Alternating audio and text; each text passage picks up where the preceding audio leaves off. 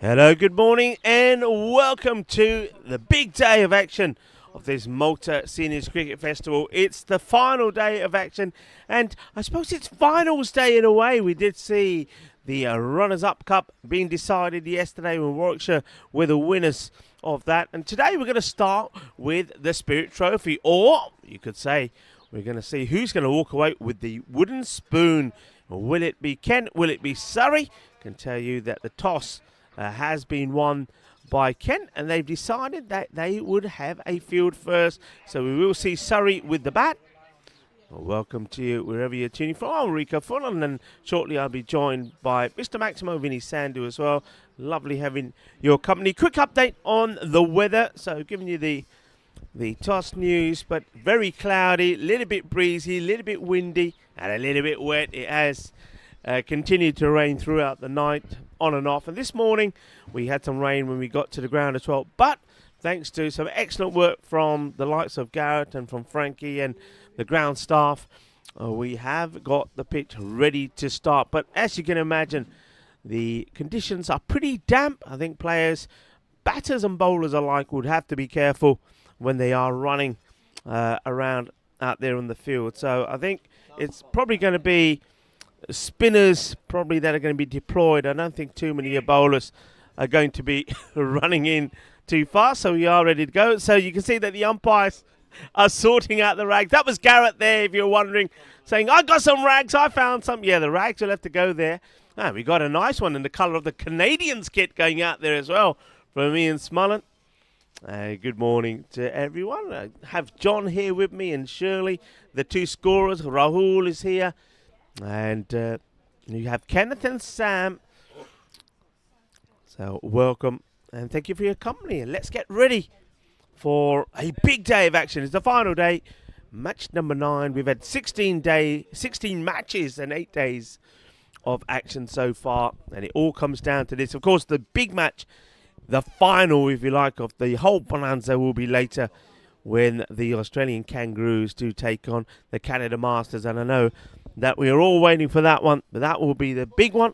And this one here really is for the wooden spoon. Kent, I take it on Surrey. Surrey will be disappointed the way things have gone for them. And the batting for their, I wouldn't say the batting hasn't clicked. It just didn't go up a notch. They managed to score runs. We saw performances from the likes of Redfern. We saw Aidan Dennis be in the runs. But the bowling, I think, has been much tidier. With the likes of Mo Dilshad. I think he'll go really well today in these conditions. And let's see how they start. So Frankie's still pushing. You might just see Frankie. There he is. Frankie's still out there with the old sponging up some of the access water. What you will notice, and it was quite important to inform you about, the boundaries have always been moved in a little as well. Rajan Sharma to start. Gets this one to go through. Sharma bowled from the other end the other day. Now, I wonder if he's preferred this end because he feels that this end probably is better for his footing. It is slightly down the hill as well, but Rajan Sharma, the man who scored that very impressive century the other day and also created a few viral highlights. Rajan again. And that's a big appeal. Gone. Leg before wicket. Sharma was absolutely convinced. And the first wicket will go. Southcott is going to go without scoring. Well, I've given you an update on the weather. It was a good day for ducks, and that will be a duck as the rain starts to fall. It's one that's going to go into the pond.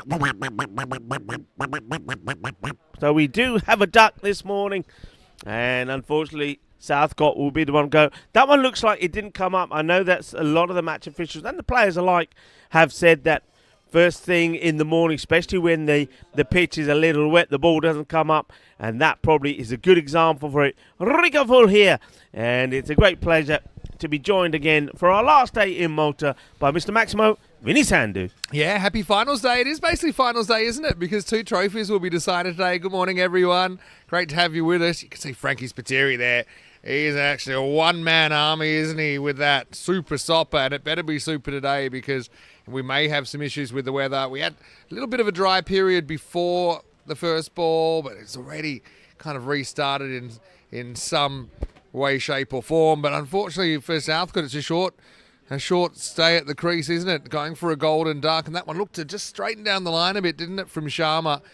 But yeah, you mentioned the boundaries. I think for safety reasons, a lot of the real wet areas are at the extremities of the field. As new batter comes in, Ozan gets the number 3 slot today. I love the teamwork now, the old soaker, because I think Garrett's come along and said, "Hey Frankie, you're every step you take, you're sort of disappearing into the ground, so I better come and help you."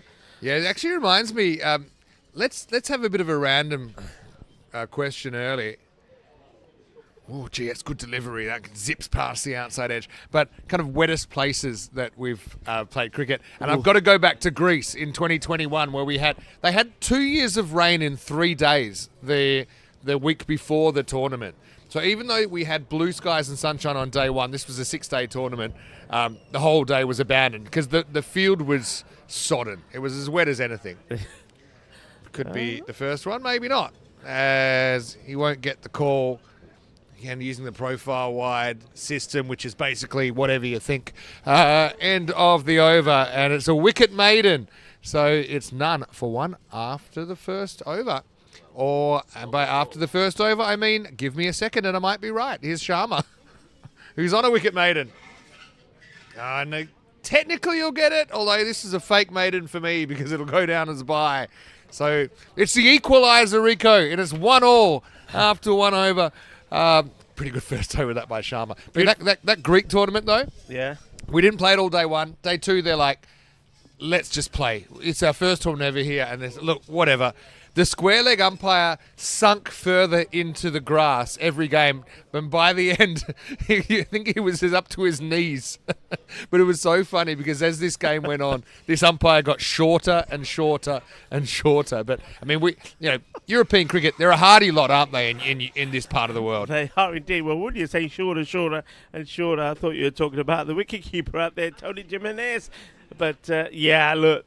We've had some, though, haven't we? I mean, I wasn't at that venue. But, of course, I mean, we've had some pretty wet days at the Cardamom Oval there in Andalusia as well. Even here, though, you remember you called the quicksand area end of 2021? Oh, yeah. The old quicksand area. So, yeah, good over there. It was a maiden. It was just the bye to go on the board. So, a wicket maiden to start. He's going to be a handful in these conditions. And next bowler to come on here now is going to be Hayward. Yeah, so Ozan and Clayton both yet to score. Let's see if the Surrey team can turn it around. Oh, played a miss there. Surrey, let's talk about the last time we saw them in action. They did beat the Essex SEXs, of course, didn't pick up a win at all in this series. It was once again a game that was affected by rain and weather, and Surrey got to the 99 they needed, and winning on DLS with 7 wickets to go. And John Thornton was 35 or 50 in that match, with King also scoring a very healthy 32. And they had good performances also with the ball. Remember, Rod Bull. Oh, well, Bull was on the charge, wasn't he, in that previous 3 game? for 11. And they're all bowled, as I remember, as well. I will say, though, we finally got a run off the bat as Ozan able to work that one away to mid-wicket. Tossed up and uses his feet. He's going to get a boundary here. That's going to be 4 runs now. I mentioned that some of these boundaries, the ropes have been moved in because there's certain parts of the ground that are extremely soggy. You've seen Garrett and Frankie on this sponger on this the outfield in front of the pavilion. So the boundary, I would say, from where it was originally, is probably gone in about 8 metres. Yeah, probably about 8. I actually think it's a bit of an equaliser because the outfield's obviously a bit slower. So I actually think it's probably gives a better balance to the game. I'd argue even, I think, at this level of play, I think it's probably a good boundary anyway. To I suppose, put it this way, it's less open spaces in the field. So I think it kind of benefits everyone. The fielders don't have to chase as far. They don't have to throw as far. The batters don't have to run as much. We get to see more 4s and 6s hopefully as well. And of course, when the boundaries, we know from when the boundaries are in a bit, it encourages batters to attack more. So it creates more attacking cricket. So you don't want to take it too extreme, obviously, but it'll be interesting to see how those shorter boundaries affect the play today. Yeah, loving the footwork here at the moment here from Leo Zane. He's using his feet well, coming down. That's dabbed away this time by Russell Clayton, and he will scurry back. Got to know your fielders. That's Sharma, and he's been liquid gold, hasn't he, during this tournament? And I think he was eyeing off a run out there. A bit of a dicey one, but good to see them pushing the envelope. One of our criticisms probably has been sometimes teams have been a bit too conservative early, but they get away with that one there. End of the second over, a much better one for Surrey. It's 8 for 1. Yeah, and of course I mentioned that Surrey got a good win against the CXs, but of course don't forget the superb victory that Kent got against them when they absolutely thrashed them. The Essex CXs did pretty well to get to that 152 thanks to Gammon and Stroud, but Rajan Sharma, 103 not out, and in the end he had to be retired and not out on 103 of his 50 balls, gave them a win with over 10 overs to go. So you've got two teams that come into this match with victories behind them, but which one will be the winners of this Spirit Trophy? Yeah, we'll find out. So it's kind of a final, basically, of the Spirit Division, as you said. So there is a trophy up for grabs after this game. Right now, you can just see Ozan opening the face, trying to run the ball. But I suppose someone like Sharma, you're zipping the ball around, so you're basically trying to play with half the bat. Not so easy, and you've seen a couple just whistle past the outside edge. Yeah, he is definitely getting that ball to skid through. And the batter's trying to get, you see, batting outside of his crease here, trying to get onto that front foot. That one's nicely played away. He sees the line of that very early, sees that it is being dragged onto the pads, gets into position nicely, and works it away for a couple. Yeah, nicely done. Both these two running pretty well between the wickets. Yeah, Kent, I mean, for a team that are in, I suppose what you would say is the best of the rest. They're a pretty good side. They've got a good record. They got 2-1 in the series. They're on a winning streak of 2. Surrey coming off a win as well. So you've actually got two quite informed teams. Yeah, you do. So, yeah, if you think the Spirit Division is just kind of the leftovers, think again, because there's quite a lot of quality in this game. Yeah, a bit like yesterday. I think the players keen to get out there and play. That's what they're here to do, is play cricket. And I think, both of these two teams would love to have the bragging rights afterwards. Look, a lot of people have been talking to me, off the air, maybe on my own social media about over 60s cricket, and just asking me things like how popular it is. Well, we just had some conversations with some of the players and found out, for example, Surrey, there's a Rajan Shorten run up now, I think here's that one. He beats the offside, or off the bat. It's going to go to the keeper. Yeah, but Surrey, they have 5 teams in the over 60s in their club and play around 29 fixtures a year. That's immense, isn't it? You would never think it. So obviously, used to playing a lot. I heard 45 over format as well. So, it's the game that'll last the day. Right now, Sharma continuing to turn it on with just the 2 runs off that over. And so it's 10 for 1 after 3. And I suppose it's like anything. They say use it or lose it. It's great. And I feel like I've lost it a bit because I haven't played for, I forgot how many years now. But you play, you're in the groove of play. And you wake up a bit sore. But I used to call it good sore. When you wake up the next morning, you know you're alive. So, it's great to hear that these players are playing regularly. I mentioned yesterday as well that some people have a period in their lives where maybe they can't play regularly for family commitments or work commitments. But obviously after 60, maybe the opportunity, your schedule opens up again. and it's great to hear that there is cricket, organised cricket, to get involved in. Yeah, that's great. That's massive. So, and well done to them all as well. As Hayward will continue. Clifford tosses it up. There's that footwork again. He likes to get on that front foot. Does Russell Clayton. Yeah, liking his footwork here. He's backing himself. He's not being put off by the fact that the wicketkeeper Tony is standing up. He thinks, right, I'm confident. I can play my shot. I've got confidence in my footwork. And he strokes that nicely for a single. Negates any possible movement off the pitch as well by doing that. Make an observation on Clayton at the moment first. This ball tried to turn that away, Ozan, but he won't be able to get a run. He's 3 off 13, so he's found it pretty heavy going first up. But what I like about Clayton is he'll use his feet, but some people use their feet and think they have to slog the ball. Like, they've got some sort of implied responsibility to try and whack it for 6. He'll still play a pretty correct shot. You see hit that through the line across the ground. Trying to get out the ray here is Ozan. It's a bit of a quick single. Well, and then the throw's pretty wide. Yeah, good call. The outfield actually slowed that up so quickly that it never got out of the infield again. And so luckily for Ozan, he realised that and quickly sent his partner back. But that's a good call. I love the batting of Clayton. I love the way he's willing to move your feet. And what a really good coaching tip I heard as well was, if you are going to use your feet, forget about the keeper. Forget about trying to be stumped. Don't think negatively. You should be thinking you're going to hit the ball. And if you use a correct technique, more often than not, you do. Yeah, and on that occasion, you saw there that, again, Clayton looked and gave the impression to the bowler that he was going to come down the track again, but it was a fake. And he rocked back, and he did get that shorter delivery from the bowler. Can I give away Hayward, and he played a nice cut Can shot. I give away one of my secrets of my batting? Only the ones you're allowed to talk about, you can, yeah. Oh, well, it's nicely pulled away by Ozan. It does start to get moving. This one does actually travel pretty well across the outfield to get back for a simple 2. This is more for indoor cricket, which I've played more of in the last 15 years since I stopped playing outdoor cricket. But 96% of my charges are fake charges. So you know how, you got a spin bowler that's lighting it up and I may be struggling. I'm not so confident, especially if you've got a kind of a wrist spinner that I'm not picking.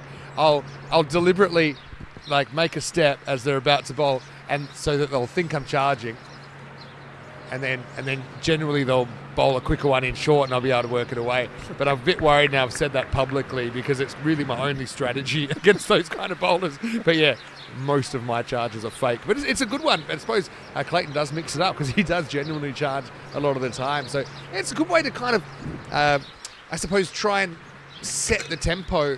As a batter. 15 for 1 here, Surrey, after 4 up, because generally we say, the bowler is the one that dictates the play and everyone else is reacting to them.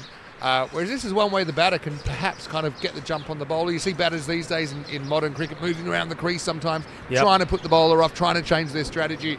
So yeah, it's good to see Clayton being pretty proactive here. But he's got a handful now with Sharma ready to bowl his 3rd over.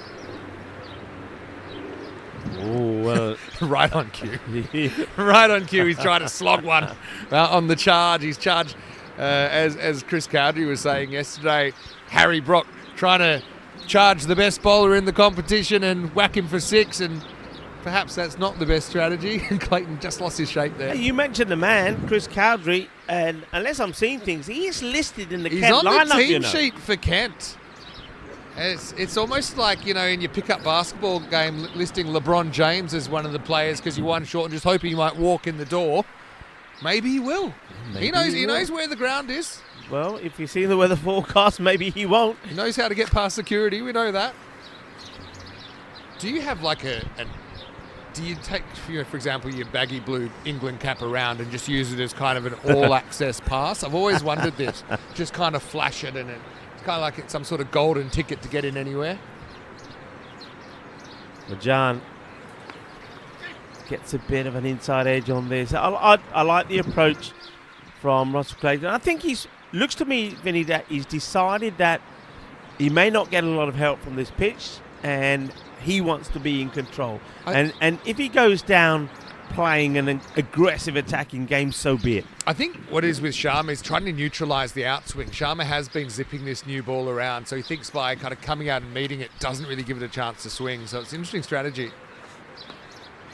He just drops the bat on this. I'll take this thing. Yeah, very different approaches from the two batters, though, right? I mean, you see that one of the openers, and that is, of course, Len Ozane. He's quite happy to stay in his crease. I haven't seen him come forward yet. He's in his crease, and he's just looking to plod the ball around and turn it around on the leg side or dab it as he did there on the off. And then you've got the likes of Clayton. Now, I wonder if Rajan has got the pace to bang a shorter ball in. I wonder if he may try that.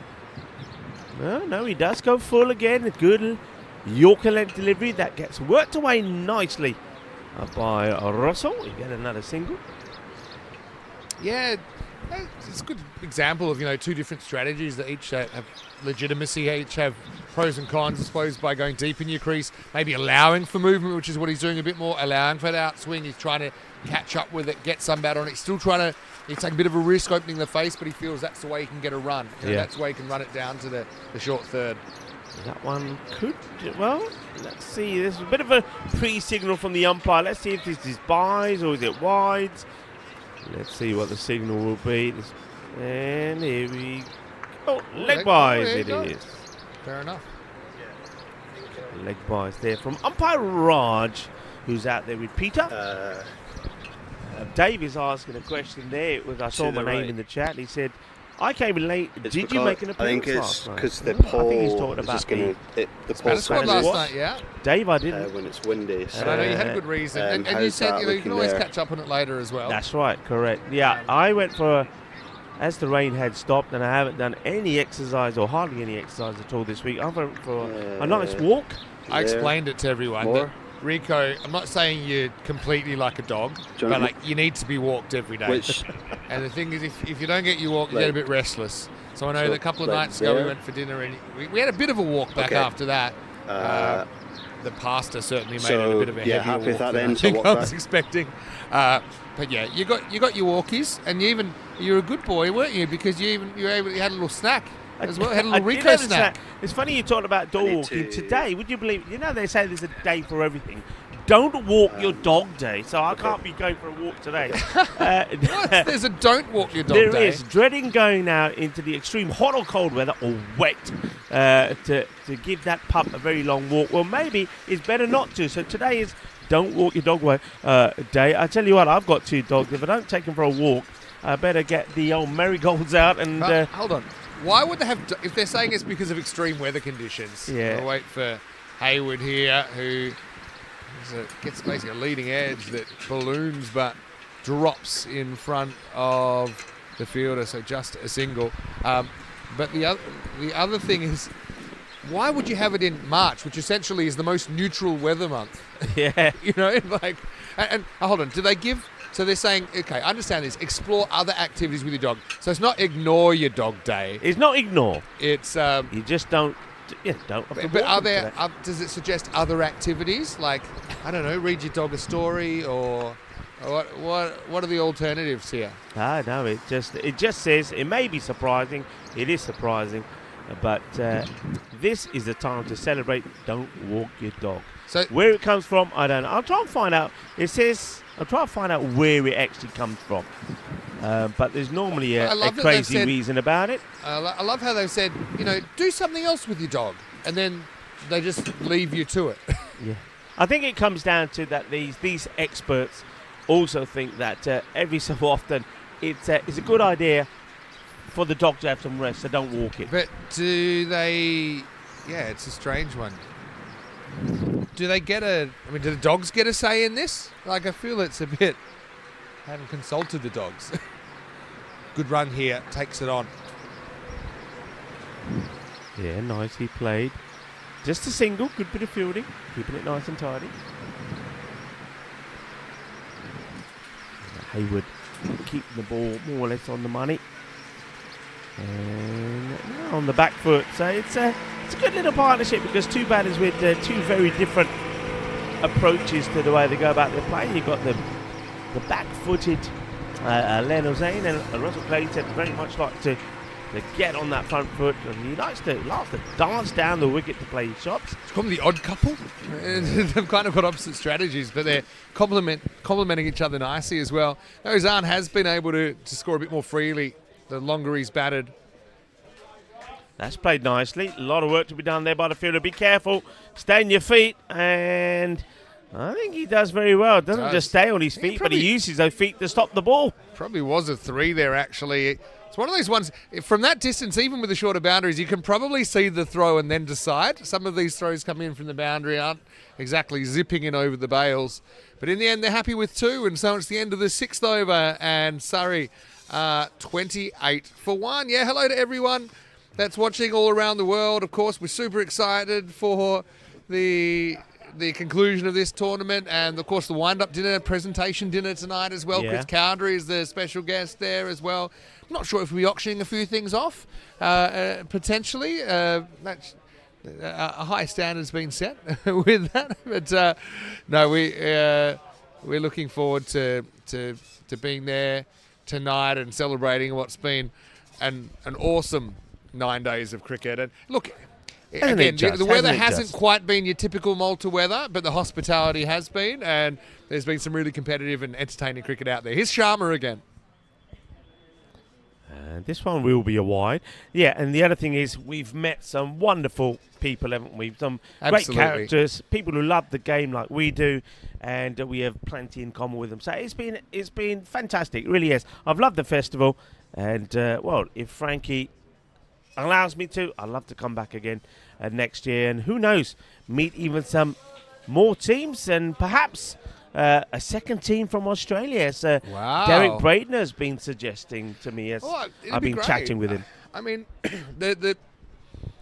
the trend is definitely upwards in the interest across the board in Masters cricket, and also this specific tournament here at the Malta Seniors Cricket Festival. And why wouldn't you want to come? It's a cracking place to visit. I mean, that's the thing. Even if the weather does turn, and it doesn't turn too often, but it's so interesting to get around. You know, it's one of those cities with narrow, winding streets, and I mean, one of my biggest achievements in my life was working out how to get from the hotel to the ground by myself. As Clayton leans on this one, tests the fielder out there. Probably one on the arm if he wants to go. That's good running once again from these two. They're doing the little things well, backing up and looking for those extra runs. But yeah, as you know, sometimes, haven't done it this time, but I'll rent a scooter here, like a motor scooter, moped kind of thing. Well, this time around, you would have had to rent a boat, I think. Yeah, but anyway, maybe. yeah. A canoe.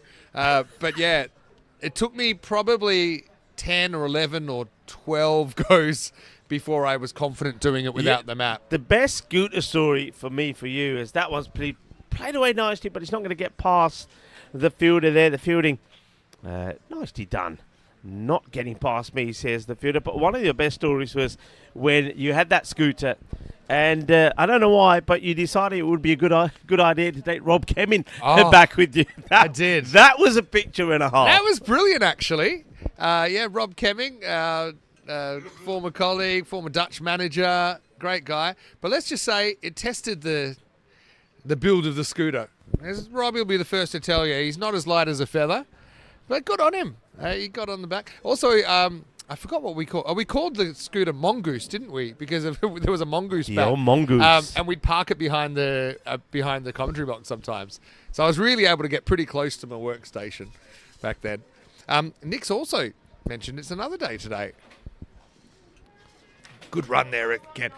It's very good work by Clayton. He does the little things right. As I said, he backs up. He's shortened the pitch by 4 or 5 yards legally and ethically, and then he's very quick to know he'll be safe at the safe end. But apparently it's World Autism Awareness Day. It is, yes. Today as well, and it's probably on Rico's sheet, but the brown bear's beating you to it. I've done a lot of work actually in that field, and it's a great community, and I think it's still very misunderstood probably by most of the world. But it's I suppose that's what the word awareness means, isn't it? World Autism Awareness Day. Maybe do a bit more research into it and realise, there's a thriving, fantastic community of talented people out there that are as diverse as any other sector of the world. Yeah, autism affects approximately 1 out of every 150 children around the world.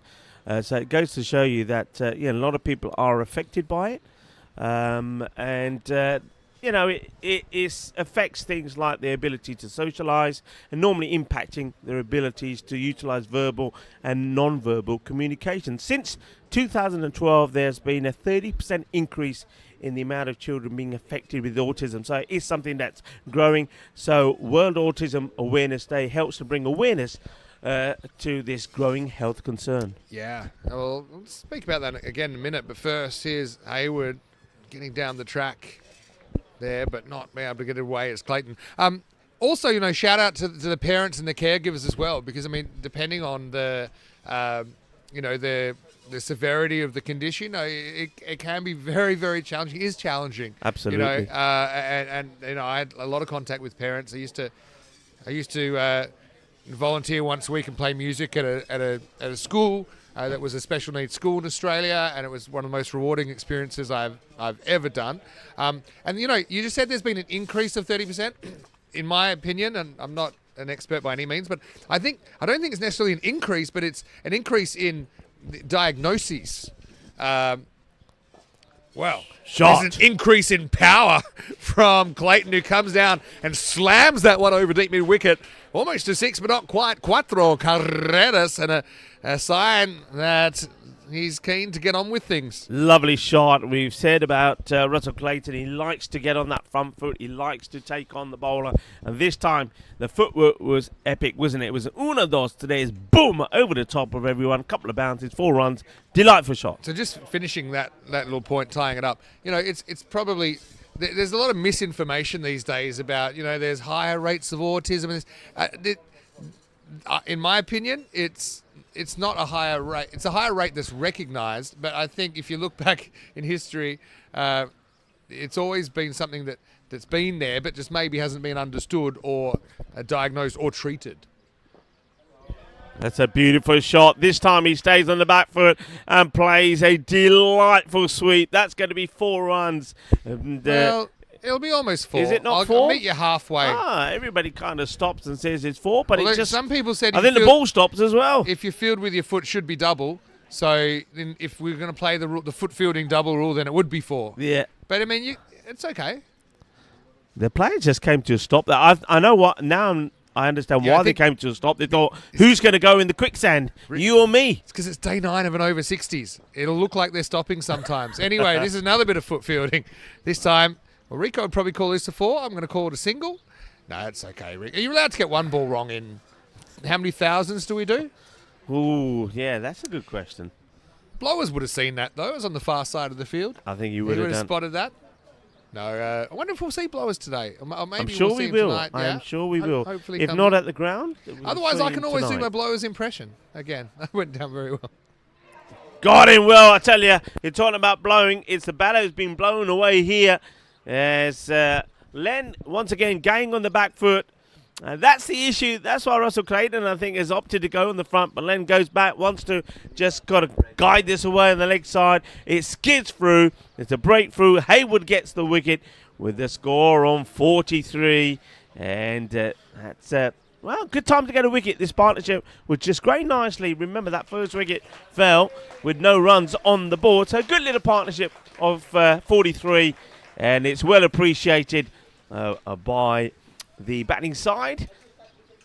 And it's probably his strategy, wasn't it? Was to play from the crease, and I think we'll have a bit more skid with a bit of wetness on the pitch, and so that one kind of hits the top of the stumps. Maybe on a dry day it goes over. But, I mean, he was able to catch up a bit, ends up going for 13, gets a good ovation. Hey, one thing I really love, and it's probably the origins of cricket come from England, basically, and there's a few traditions such as, clapping people off. Mm-hmm. And I remember... This kind of filtered down when I was first playing under 11s. My first season of hardball cricket under 12s, I think it was about 10. Yeah. But the batter would always get clapped off, and even I made 5 ducks in a row in my first season, and I got really good applause every time. And I thought it's a nice tradition. Hang on, you've never told me this before. So 5 ducks in a row, so really? My first game of hardball cricket ever, I made 11. I was super excited. 11's quite hard. You know how long it takes to run when you're only 10 to run the whole pitch. And you're probably not hitting that far. But here's the thing. For Christmas, or the Christmas before, I'd been bought a bat. It's the bat I wanted. But this thing, I think, weighed about 4 pounds. Yeah. Right? It was it was the old Dynadrive double scoop. I don't know if you had those. It was a classic bat.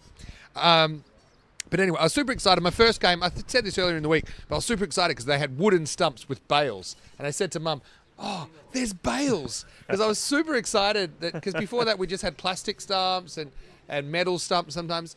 So I made 11, which felt like 110. And then it began.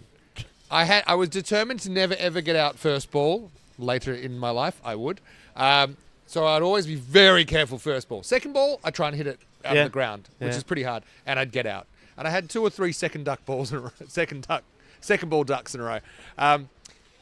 But the main reason was this bat, I couldn't lift it. It was so heavy.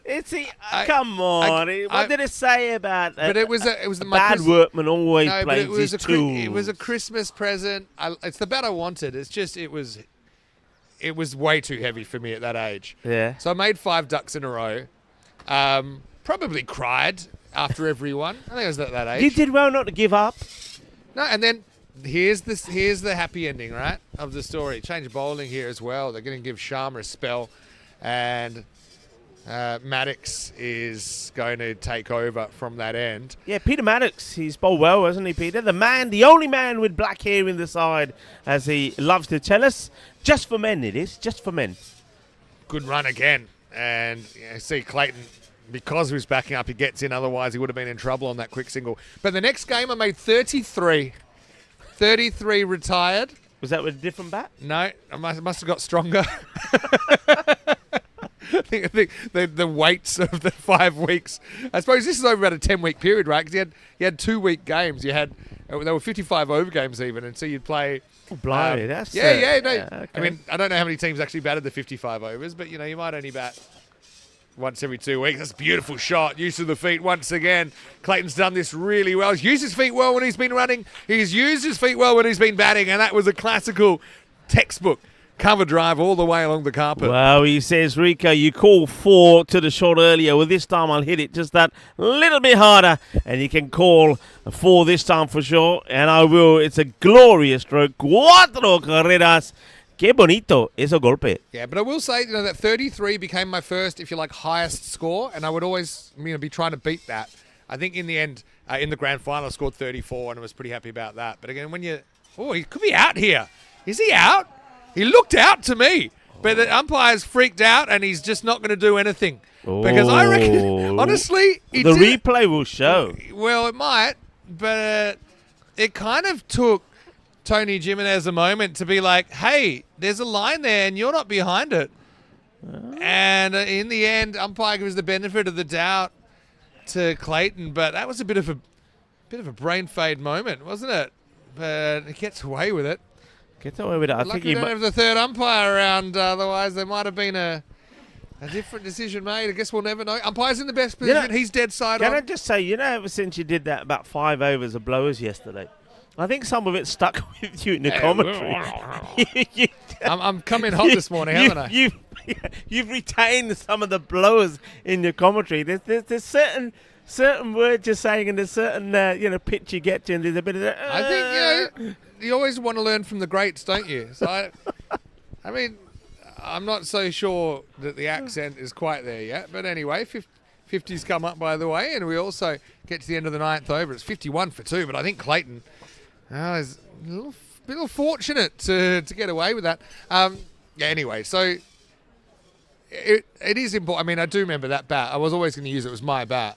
But eventually I was able to lift it.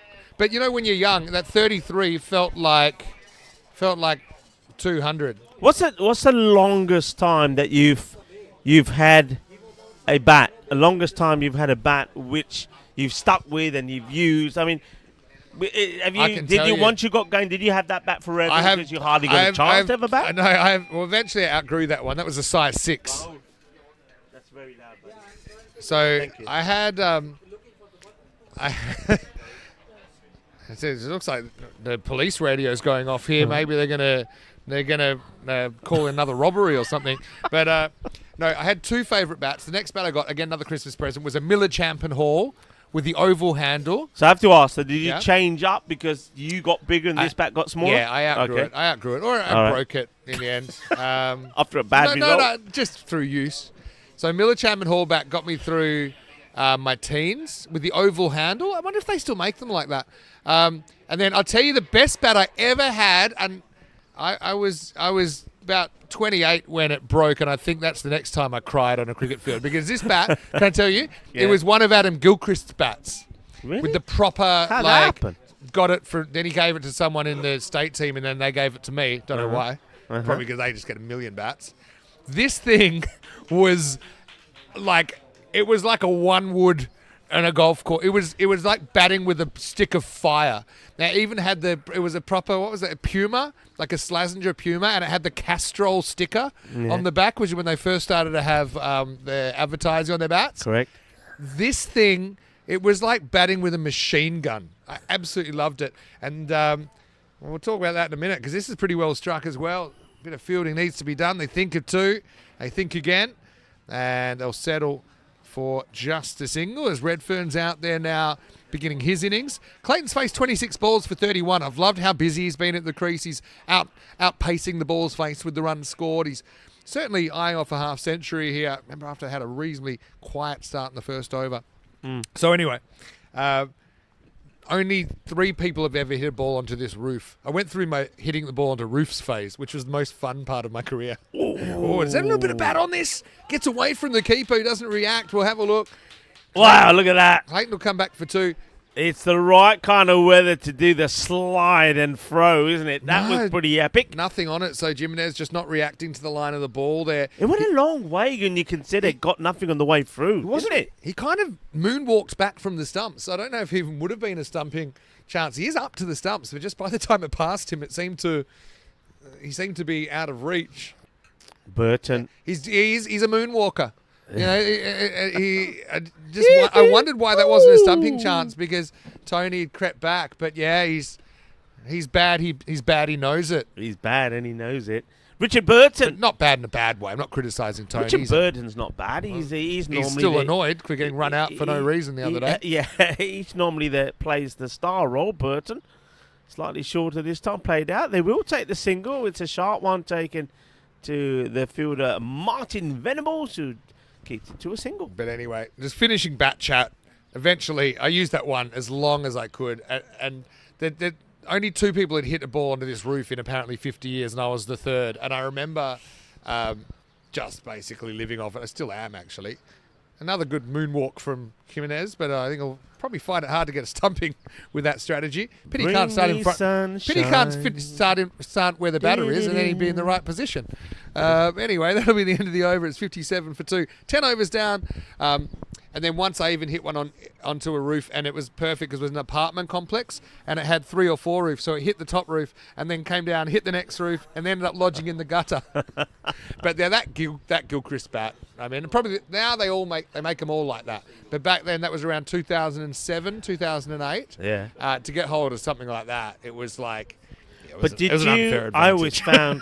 I don't know if it was the same when you played, but I always found that in the UK, if you had a good bat, everybody knew it and everybody wanted it. Yeah, you got to be really careful. And the problem was, I had a great bat. It was a Newbury. I loved this thing. It used to ping off the middle, but of course everybody wanted to use it. And sometimes, let's face it, people take your stuff without asking you. Yeah. The amount of box guards that I've thrown away, you wouldn't believe. But anyway, it took this bat and somebody broke it. I was filthy. The big. I mean, these days you probably could have repaired it, but they busted it pretty proper. What's the? And after that I never really found a decent replacement. I always think, what's the culpability there? What's the moral responsibility if you borrow someone's bat and break it? Do you have to buy him a new one? You should be. You should do. He hasn't quite got it as he would like, but I think it still will test the fielding abilities of the guys out there. It will be a couple of runs. Nice shot again. See how these boundaries are right today? Like that doesn't have to be 10 metres longer down the ground. I mean, that almost went for 4, not quite. They still get back for 2. I mean, I actually snapped my bat in another game. And, of course, being a poor tail ender, I didn't have another one. So, luckily, you know how you yell out, I want gloves, I want this? I just had to yell out. I remember just yelling out, Chris's bat. Like I knew who had a good one. And I was like, this guy's sponsored. He's got all the good bats. Chris's bat. Chris's bat. And he's like, oh.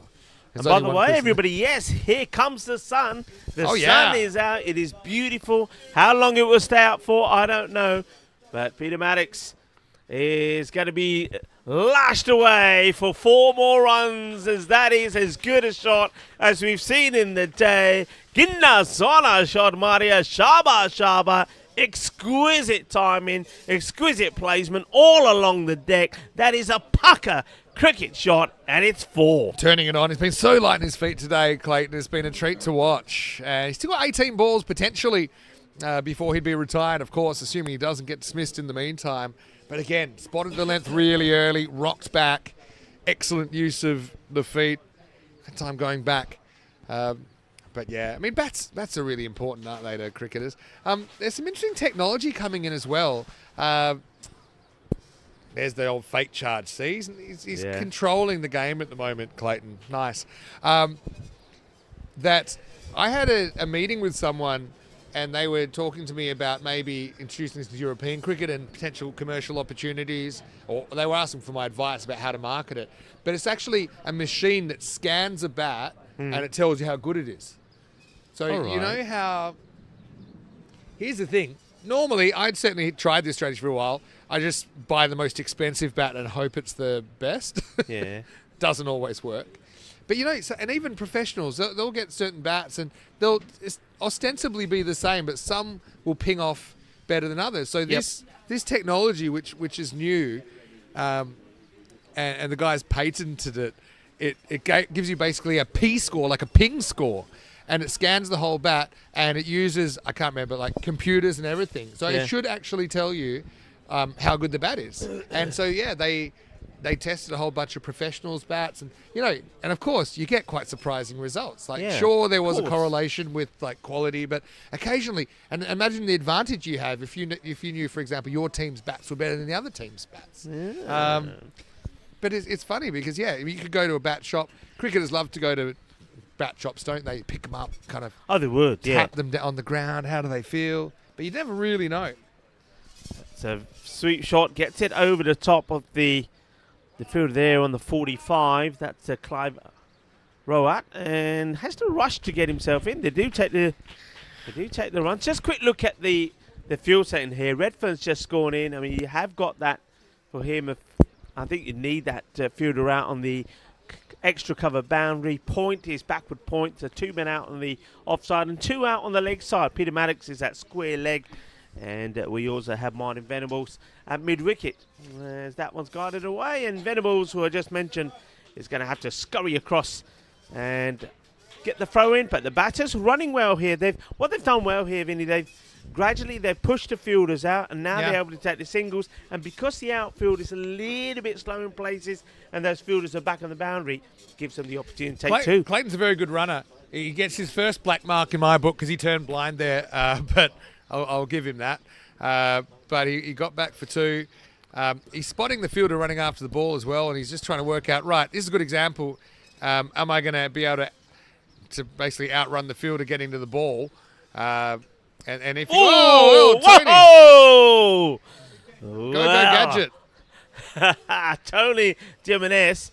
That's the best bouncer we've seen the whole tournament. Bounce and a half. And it came from Peter Maddox. Yeah, welcome, folks, wherever you're tuning in from. Rika Full and Vinny Sandu, talking about the cricket out the middle and about cricket bats. And do join in with the stories. Well, that bat's going pretty well. It's going to be pretty close to getting in over the rope and just bobbles over. Hooray! It's the cry there from the guys from Surrey. Yes, they get another boundary. Nice shot. That's Redfern. He gets his first boundary, I believe. Nicely played. Cuatro carreras. Again, all along the deck. But did you ever go for were all of your bats the ones that were already ready to go? Or did you have to oil them and do all of that business? I would try to get them. They have the pre-knocking in service, but I still would like to go with the mallet and give it the old once over as well. I mean, that's the knocking in, but... I liked the smell of the linseed oil. Oh, yeah, there was nothing better. I got to say, it's probably gone out of the game a bit now, but I tried to take care of my bats. See, there was, like, these days... I say these days, I'm sure it still does happen, but these days, a lot of... When you go to the ground, those people that are not using the bat out the middle have got the mallet, and all you can hear is that... I was just going to say, it's like road... So annoying. It's like roadworks, isn't it? But in the earlier days, my days, it wasn't the knocking in the bat, it was the smell of the oil as they just sat there, and they gave a little bit of sandpaper, a little bit of oil, and the colour of the bat, the willow, just looked looked good. You could tell. You looked at a bat and thought, oh yeah, that bat looks like a good bat. Yeah. And of course, not just the colour of the wood because it's been well oiled, but then the marks are red. Yeah, of Near course. the middle of it, you thought, oh, that bat. You cherries. could tell that bat goes well. Exactly. 73 for 2 after 12 overs. Yeah, jump in with the live chat as well. Any questions or comments, we always welcome them. But then here's the thing. What we used to do sometimes. Did you ever do the ball in the stocking and hang it off the clothesline and hit it that way? I used to love that. That was another great way to do it because you kind of get a bit of practice in as well. Yeah. But then the other thing is, here's a question: where is it morally acceptable to knock in your bat? Because at the ground, you'd say that would be the natural place. But geez, we've been to plenty of places we've come down where we're like, shut up, shut up. People, yeah. do. And you always got, I mean, I can understand it. You've always got the people there that got their own chairs, the deck chairs, they sit down, they bought a picnic with them, they bought their books to read, and next thing you got a guy 50 metres away going bang, bang, bang. You think, give it a break, will you? Yeah, but I understand. He probably thinks a cricket ground's a good place to do it. Do we need to have, safe rooms for people to knock bats in and kind of have, an hour every Thursday night or something? They think about it. Hey, isn't that not a business idea? Yeah. Business idea. You give your bat to somebody to knock it in for you. Everyone gets ear protection. Yeah. And then everyone's just in a soundproof room and they're knocking in their bats. Yeah, just sounds like a good idea. Nothing unseemly about it. I just think it's a group of cricketers getting together to do some knocking in. Played away out on the offside. Now, they've set this field quite nicely now to these two batters. You've got a sweeper out at point. Extra cover now has gone back for that in the area where we've seen some lovely shots being played by Russell Clayton. Ian's here, and he's right. He said modern bats, they often don't need back knocking in because they have machines that do it. I remember, as it was described to me, and I would often get it if I had a new bat, it's like a metal ball or something, and it kind of knocks it in thousands of times. But I always like to give it the last once over because then you can really feel, the mallet pinging off the bat, and you're like, okay, I think this one's ready to go. Once I used last bit of bat chat. Once for fun, I bought a $20 bat out of a supermarket and I took it to training. There's a few. They're doing this on YouTube now, right? Oh, geez, good shot once again. He's found the fielder. Okay, I think they'll just settle for one. So I took this and took it to training. I think I was in my last year of high school, so I was still playing first 11 cricket, proper balls and everything. So I was going to see how this bat goes. It was an SS, supermarket. Stuart Surridge. Was it the Jumbo, the old SS Jumbo? It was cheap. That thing went. I'm not sure what kind of tree it was made out of. Yeah. Little bit of gluteus music there. But he's all right. He's probably going to try and apologise. Maybe a hug. Maybe he'll give it a rub, but we might have to turn the cameras off if he does. That will be the end of the over. 78 for 2 after 3. So going at run of ball pace through the first 13. So this bat, I was like, oh my, it was really good. It was really good. I was probably in the nets for 10 minutes. And then I started about the 6 or 7 minute mark, probably earlier. I was like, oh, that didn't sound so good. And I could feel it going. And then the last shot I played with it, it shattered into 40 pieces. It was like a proper explosion. Not even in half. It was just completely shattered. So it just shows you, the ping factor was there. Yeah. But like I said, if you plan to bat for a long time, it's probably not the bat for you.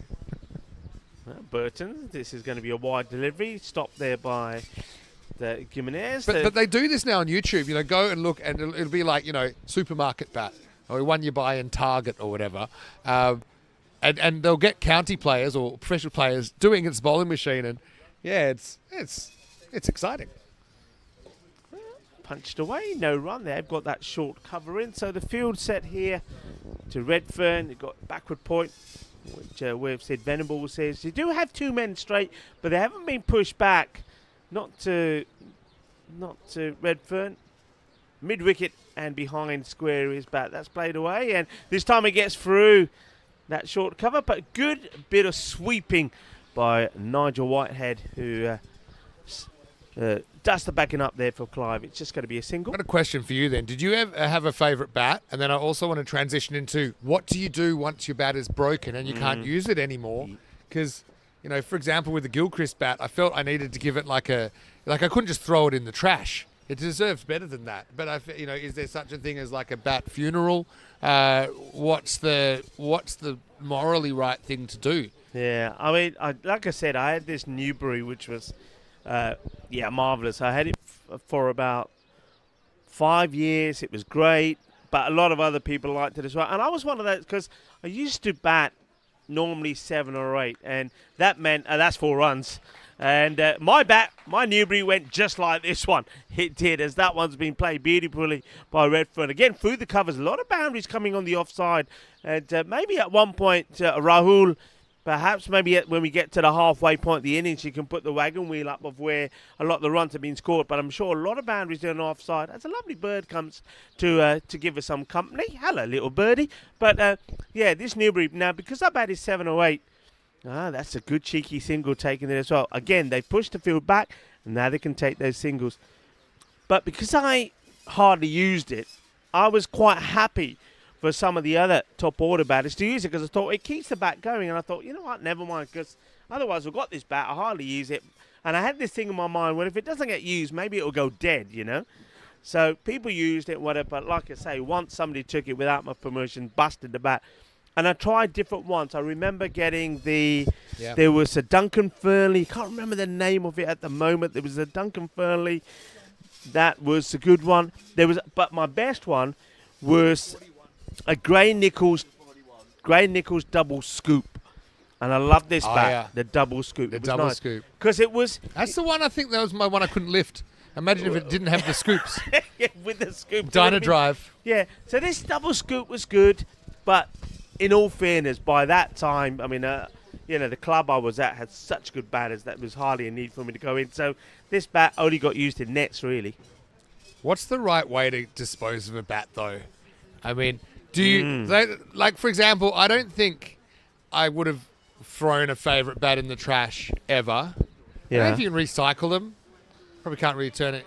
There's a thing about, at the moment, did I not read somewhere now, because obviously...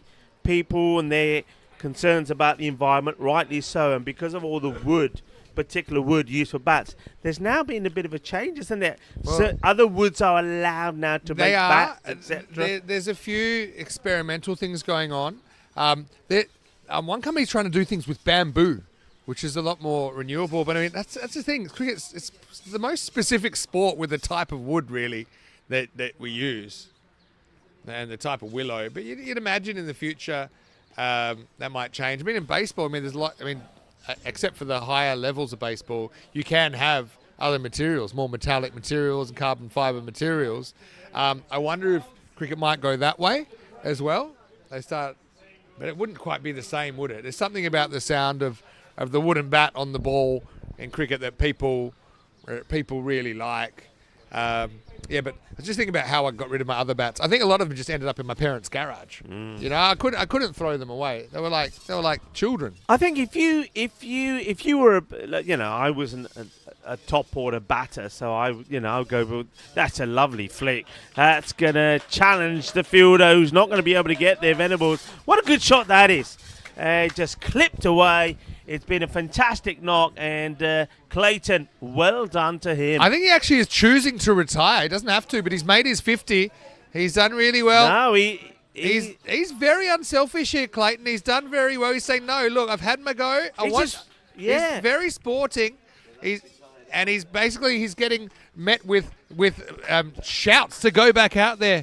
He's saying, no, I'm happy with my work. He scored 52 of 44. His 5th boundary brings up his half century. And it's the first time I've seen a full-blown argument to follow the necessary applause for a 50. It's almost like it made me feel like maybe he was getting a bit of a heckling or something, and he plays a shot for the boundary for 4 and says, all right, then, come on then. Can do better. I don't think he's come up. I don't think he's retired. I mean, it's got to say retired out here. I don't think he's retired out on a positive note here. I think there's a story behind this, I don't know. which we're going to have to get to the back. He wasn't happy. He wasn't happy. See, I would have thought in the spirit of the tournament, it would be a retired not out. But, I mean, if you want to talk letter of the law, maybe you can't. I'd have to check. I mean, I would have said if you reach 50, you should be able to have the option to retire not out. It's probably all academic because who knows what's going to happen. But, probably shouldn't need to come back if things go to plan for Surrey anyway. I suppose they have lost 3 wickets. Let's go to the scorers. What are you scoring that as? Is that a retired not out? He's saying retired out. So he's basically said, to be honest, I don't like that. I think if you can have a retired not out, you should be able to elect. Yeah. Because it's in the spirit of giving. I assume it's in the spirit of giving more people a go. Yeah. Right, which is what the tournament's about. But anyway. Probably, if he really wants to help the team, probably having the last 6 balls would bring a few extra runs and keep a wicket in hand. It's a very strange decision. Yeah, that's the very important point. You could have kept the wicket in hand, though. We're at the halfway point more or less here now. Should we go find him? This would be a good time to do an interview. Find out what that was about. He just walked off. He did a bit of a Rajan. And while you try and find out, I don't know if Rahul has that wagon wheel I was asking for. Maybe it's been out there already about where the runs have been scored. But I do believe that a lot of the boundaries you'll see have been scored there on the offside because we see some beautiful shots. This will tell us the story. And there you go. So there's the number of 4s. Though, I don't know, unless those 4s were all in the same spot, I'm sure there was more boundaries than that. I mean, Russell Clayton himself hit 5 on the offside, and we saw 2 from Redfern as well. So, has that reflected all the boundaries there, Rahul? But anyway, I don't think so. I reckon there should be a few more of those blue straight lines to the boundary. But I'm not sure what's happened with the... Yeah, all right. I've come back. All right, what have you come back with? He's getting the gear off, so we won't bother him right now. But I think it's literally just because he wants to give his teammates more of a bat. And even though that means that he's retired out, which I still think is a bit, I don't like that. But good, because the thing is, here's the law, right? I'm going to make a case. I'm going to put my legal cap on. He can retire due to... injury, illness, or any other wholly acceptable reason. So I am going to go, and I'm going to go before the judges, and I'll say, I think that's a wholly acceptable reason. That's the lettering of the law. Am I right, Ian? And because it's acceptable to want to give your teammates a bat in the game. So now for the defence.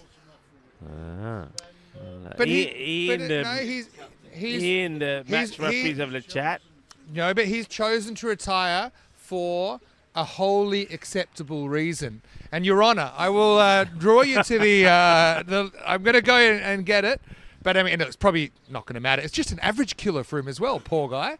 He's going to cop a wicket for that. I think Russell Clayton, he's not bothered about his averages here. I think as John, scorer to my left, said, he is the captain anyway. He's made that decision. I think he's saying, go on, let somebody else go out there. And also, I do believe he knows that the rain is coming. And he's probably smart, actually. He wants to get out of the way pretty quick. Retired reasonably dry. Yeah, because there are some darker clouds coming as that wind picks up. But he has retired, retired, not out, whichever way we put it. Let's just say retired, but he's left his team in a good position. Watch him lose a few quick ones here, and then watch him be skittled. and then he'll be saying, oh, well, gave you a chance. And this is actually the word from the bench. Yeah. And this maybe needs to be communicated to Kent. He, let's just say, it's setting an example that potentially should Sharma reach a 50, it would be in the spirit of the game for him to do the same. Well. So, strategic sportsmanship live from Marsa. Somehow I don't think that's going to be the case, but that one's going to be a wide ball called by the umpires. Okay. Yeah. I am now retiring from my cricket lawyer career because I got the wording wrong. I thought it said wholly acceptable, but it says if a batter retires because of illness, injury, or any other unavoidable cause. And I suppose that was avoidable. What did I tell you? He just knew. He just knew it was going to chuck it down. Here comes the rain. Russell's got a future career as a meteorologist because he just obviously the clouds hit him a certain way and he said, I'm out of here. Yep. And I got a feeling the way things are going, if these clouds are to be believed, that we might be a couple of minutes away from a get off the fielder. Yeah, well, the umpires are braving it at the moment. But You know when the players start jogging back to the tents that it must be serious. especially those that that have been taking a little gentle stroll around the outfield, but they're coming back.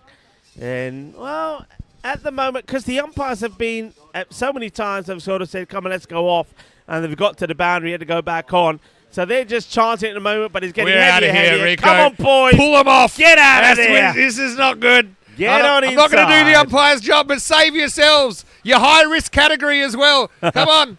It's 15 overs down. Probably a good time to call it because it's exactly 15 overs as well. And it's 95 for 3. Clayton, player of the match for the greatest retirement strategy ever. And poor Stephen King is thrown out the river saying, go on, have a bat, Stephen. He said, no, I was actually pretty good where I was. Thanks very much. But anyway, so 15 overs. You know, the way it's been this week, you just never know. We had sunshine about 15 minutes ago, didn't we? We did. But But we were all singing, here comes the sun, and now it's here comes the rain, or it's raining again. As the players come off. Hayward is doing the breaststroke. Well, it's been a pretty entertaining 15 overs. Something for everyone. I mean, 3 wickets to Kent. The 95 is a good rate that they're going at the moment, kind of 6.33 and over. So they were kind of, on that 190 pace, which I think is a pretty good score. And obviously the conditions are a little bit different with the boundaries being in. Of course, it's probably the same kind of outfield condition we've had, I suppose, in the last couple of days. But, I mean, look, it's an interesting situation, isn't it? I think we will lose some overs here. I know we did start a little bit earlier today in an attempt to avoid the rain, but in the end... I've got Tony Jimenez here. Will you come in? Now, Tony, I've got a question for you, because did you take the bails off on that potential stumping chance? Well, the bails lit up, the offside bail came up, off the groove and landed back in the groove. So that's what happened, because, I was kind of pretty convinced it was out, but then someone told me that the bails didn't come off. So isn't that annoying? So you've hit the stumps, the bails come up, and it's gone back in. Wouldn't have been given out anyway because the square leg umpire wasn't looking. That's another reason. But, I mean, you can always ask for a second opinion. Well, Tony, I've got to say, I've really Looked good on camera. enjoyed your keeping this week. How are the legs holding up? Because you've done it the whole tournament. Well, I've only got little legs, so it doesn't take a lot to hold up, does it, really? Well, listen. I want you to ask about the name, the surname, because you like to say Jimenez, but myself, from being from Spain, we would say Jimenez. So tell us about the name. I'll explain it to you. My parents, my father and my grandfather were from Gibraltar. My grandfather especially was very patriotic towards Britain, and he would always instill in us to pronounce Jimenez the anglicised way. Okay. That makes sense. Jimenez. And if anyone ever pronounced it the Spanish way, he would go absolutely apoplectic. So we never crossed my grandfather. So it was always Jimenez, and we've continued. Yes, and fair play. I've never heard of Jimenez or Jimenez speak with this accent. I love it. I'm a Cockney Jimenez. We've actually... Do you want to talk to me about my career? I can tell you about my career if you like. I'm a sports journalist. Why don't we? Been a sports journalist for 45 years. Interviewed so many elite sportsmen down the years. Tiger Woods, Roger Federer. Wow. Thierry Henry. Seve Ballesteros, the late Seve Ballesteros when he was alive. I was a golf reporter for 40 years. That was my main sport.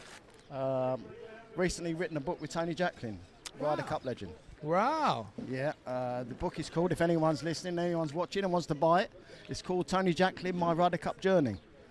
We'll put that in the chat because I've got a few people watching. I'll find it on the internet. I'll put the link in the chat. How about that? Try and make it as easy as possible. And that's interesting. Yeah, we've done a lot of cricket in Gibraltar as well, haven't we? We've had quite a few tournaments. We've come beautiful place. Yeah, Europa Point they've just redone the whole sporting stadium down there. They do darts, they do snooker there. They have an artificial pitch. They do cricket, they do rugby, they do football, and you can see Africa from the ground. So it's pretty amazing. Have you ever spent much time in Gibraltar? Yeah, it's a really, really surreal experience. I've only been to Gibraltar twice, but when I land and when I step foot on Gibraltar's soil, it almost feels like home. But it's not home. I've only been there twice. Wow. But there's it's like a family heritage, tradition, feeling to it, mainly because of the stories I've been told from the past. But it really does. It really is a weird experience because we land on terra firma in Gibraltar, and I don't know why, but I just do. There's nowhere like it in the world. It's about 3.5 miles tall by a mile wide, but it's such a unique place.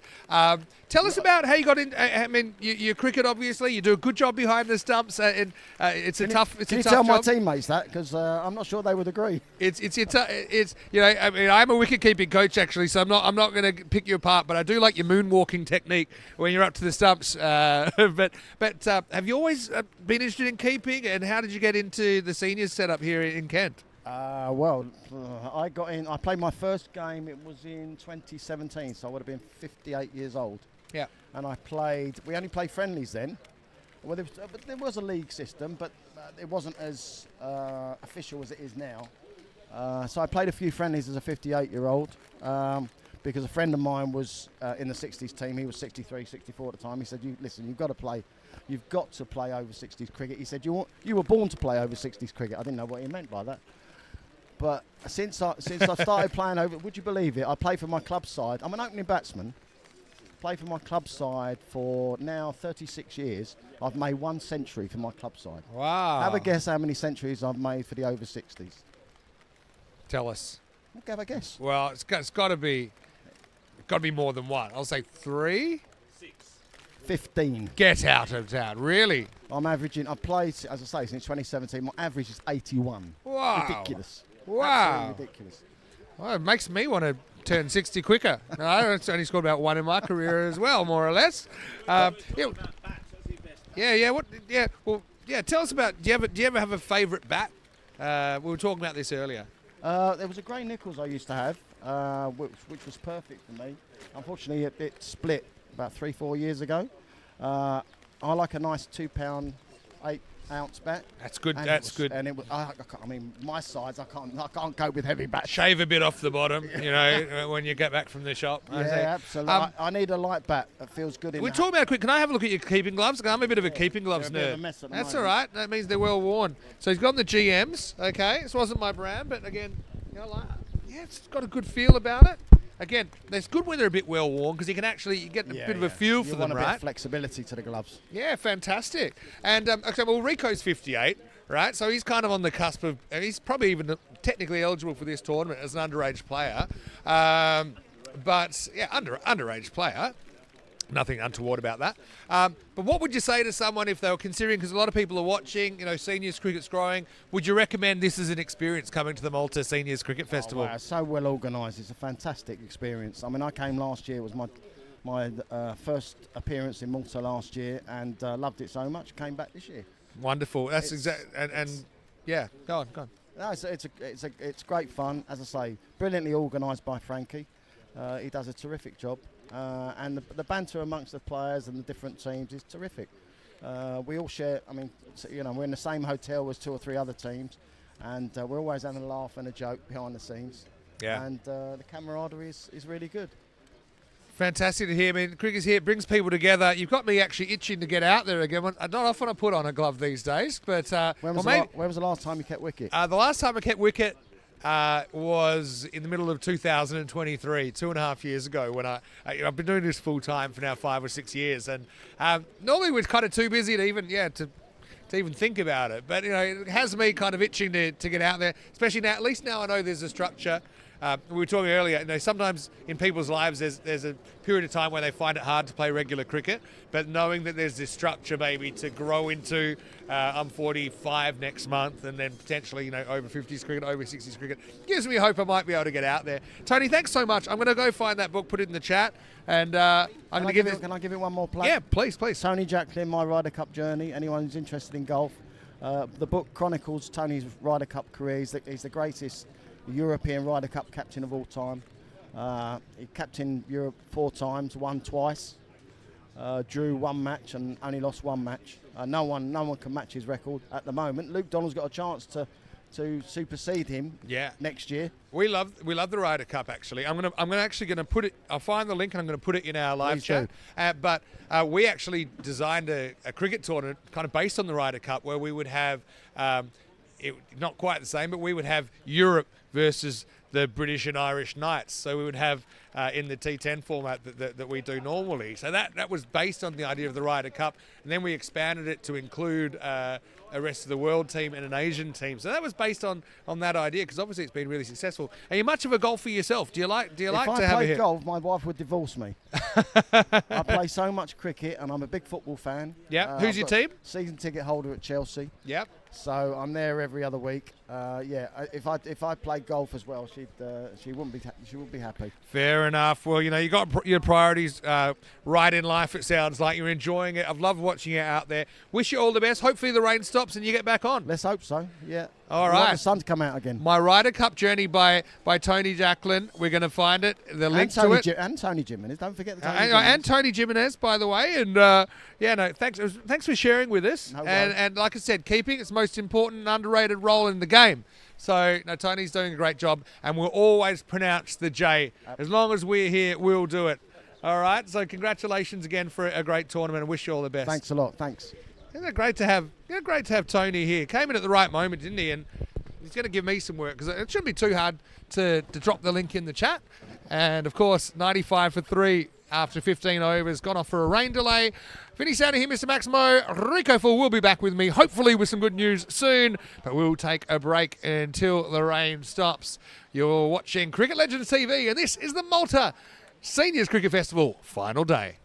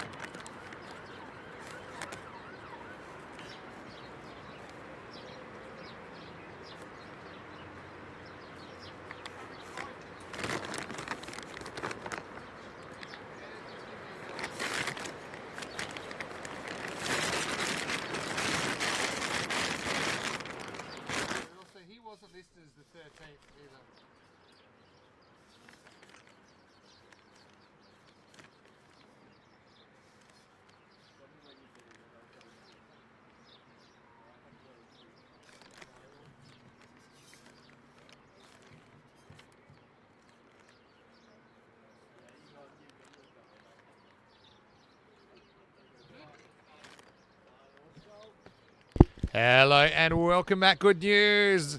A suggestion of sunshine coming through the clouds, and we are back on, and I'll give you the updated conditions in a moment. But here's Clive Rout, who's come into the side for Kent, and I do have some updated playing conditions because of the rain. We have lost a few overs, so this game has been reduced from a 30-over match to a 25-over match. That means there's only 10 overs to go in this first innings, but Surrey resuming at 95 for 3 after 15 overs. Stephen King out there with Mike Redfern. This is Redfern facing up.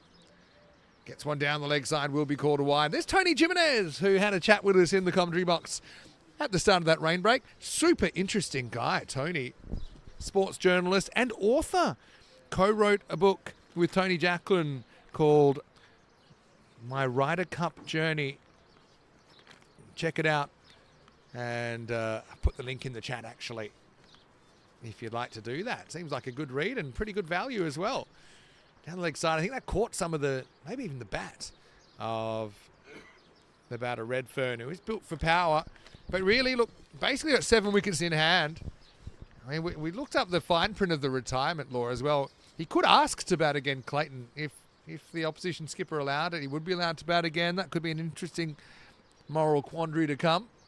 They won't be wanting to lose that many wickets. This one down the leg side isn't called, and Redfern giving a little bit of the old subtle body language of what is a wide, what isn't. I often use the profile system as the whatever you feel system of wides, which can cause a few, let's just say, debates about what's a wide and what isn't. But hey, everyone has feelings. Redfern's itchy now. I can feel the frustration in him. He has hit 2 boundaries on the way to his 17 of 20 balls. So the 50 balls doesn't really come into it anymore, you'd imagine. Got to be aggressive, Clive. Got to straighten it up. He does. And little push does get past the short cover. Remember, the boundaries have come in a little bit today because of the rain overnight. This Marsa ground, particularly on that part of the field that's on the camera right now in the foreground, it does get quite wet. And so for safety reasons, it's not unusual for the boundary to be brought in wet conditions. Obviously, you have to do it before the match starts.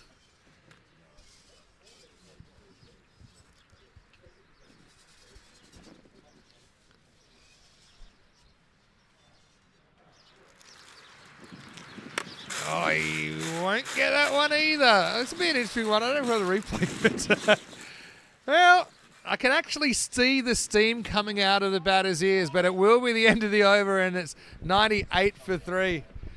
Let me have a look, because here's the thing. If you step across, you still should get a wide if it's outside where you were. But I'm curious. But hey, all you want's consistency with these things. Maybe he twitched to the offside. That's to be honest. In the cricket we normally do, we just kind of have a set, anything down the leg side's wide. Everyone knows it. Yeah.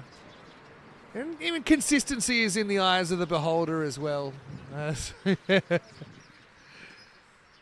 Anyway, Clive is getting through the over, and a pretty good one. In the end, it will be Neil Hackshall to bowl. Yeah, last over. Only 3 coming off it. So 9 overs to go. Time to hit the go button, really. You've got 2 batters out there that they can hit the boundaries.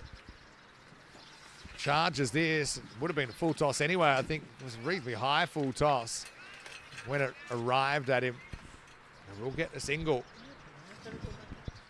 So 25 over match, if you're just joining us, means we have 9 overs to go. Rico has gone walkabout, but expect to have him back perhaps at the end of the over. But he's done the right thing by the commentary team, and he's brought me a coffee. Beautifully stroked away again. This will test the outfield. Sweeper comes around, toes it back into play, and they'll get through for a comfortable 2. Yeah, hello to SOC TV Global saying big shout out from Singapore. So great to have a viewer from Singapore. Say hello to Frankie. Just been at the over 55s Cape Town International along with a game on the DP Wanderers Stadium in Johannesburg. Well, the Wanderers, that is a very, very famous stadium, the Bull Ring. Site of the famous 438-434 game between Australia and South Africa. South Africa pulling off an unlikely chase. Hello to Aussie as well, saying, come on, Kent. Good to have you back with us. Hundreds come up as well. They've got to keep things moving. This will test Venables to his right, but he passes the test. Also, doing their best to keep the ball dry, but not always easy when you're making these long throws.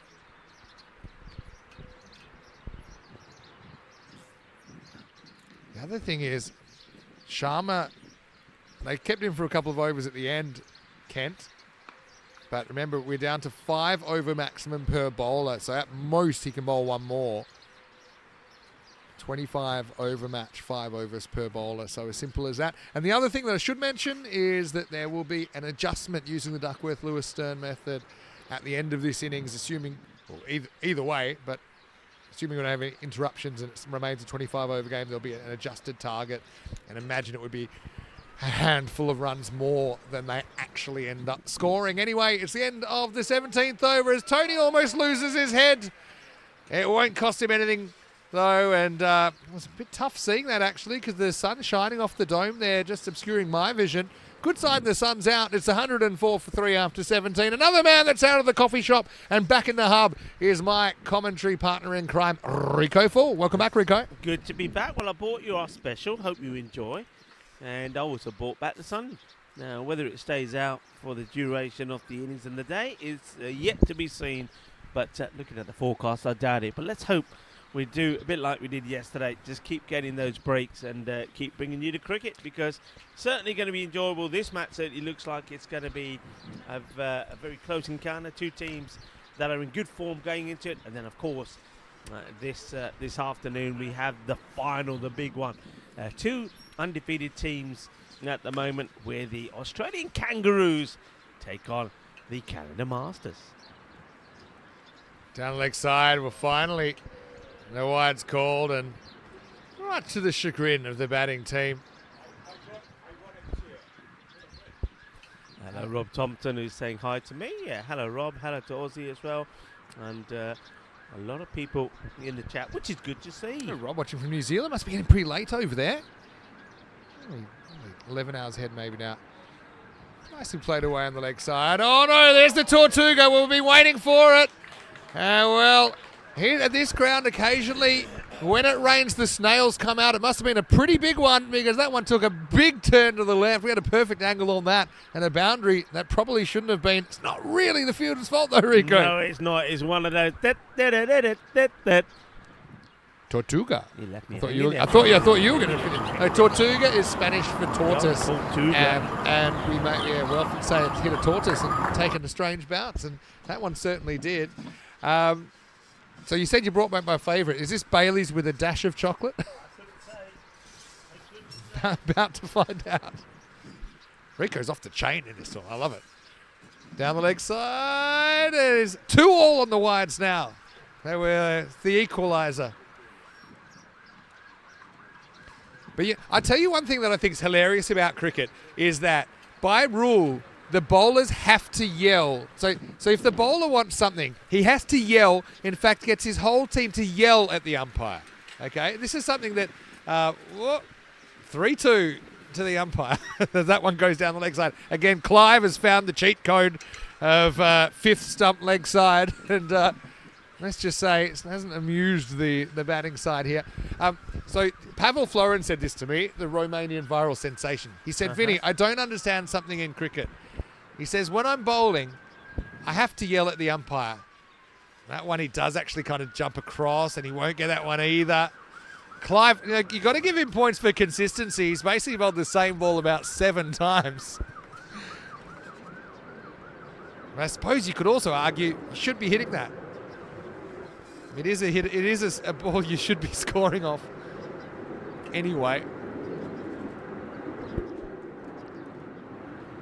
it changes it up with an offside delivery and it will just be a single. Yeah, so when you're bowling, you have to yell at the umpire, right? You're like, ah! Ah! And when you're batting, if you even raise an eyebrow at the umpire, like you think you got a wide and you can't, they're like, hey, what are you doing? Don't dissent. I'd like to see, we're moving towards a more equal world where batters should be able to yell.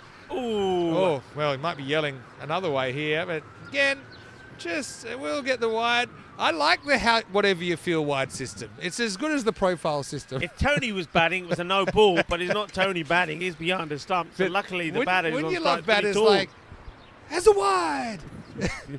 And then the umpire can just give a nod and extend the arms. That's the future. Yeah, but I don't like it either. I don't like when the batters are trying to tell you, umpire, what it is, the foot stays down, not out. Good take.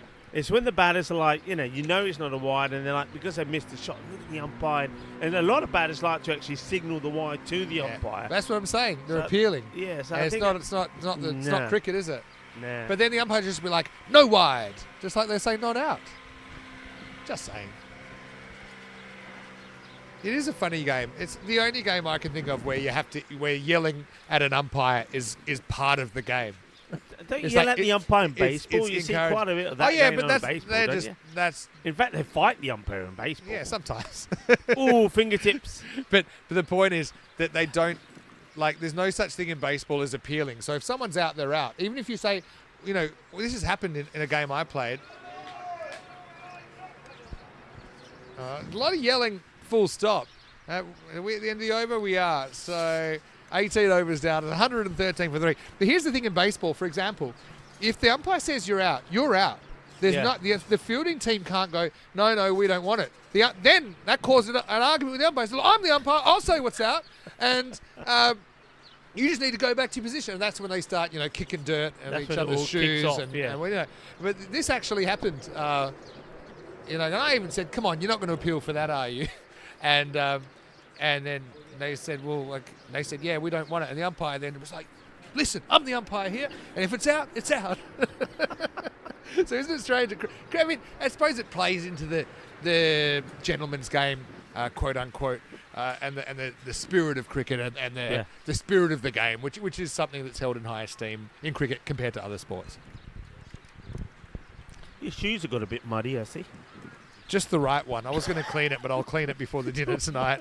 Anyway, we're into over number 19. We to get to where we are here, folks. I mean, everybody's in the same boat. If you like, we got a pallet that we put on the ground yesterday to help us not have to sink into the mud to get here. But now the pallet has sunk into the mud. So every time we come in and out of here, we're literally going through a bit of a muddy swamp. So, yeah, our shoes are absolutely ruined. Get my sunglasses, Rico. Sun's out.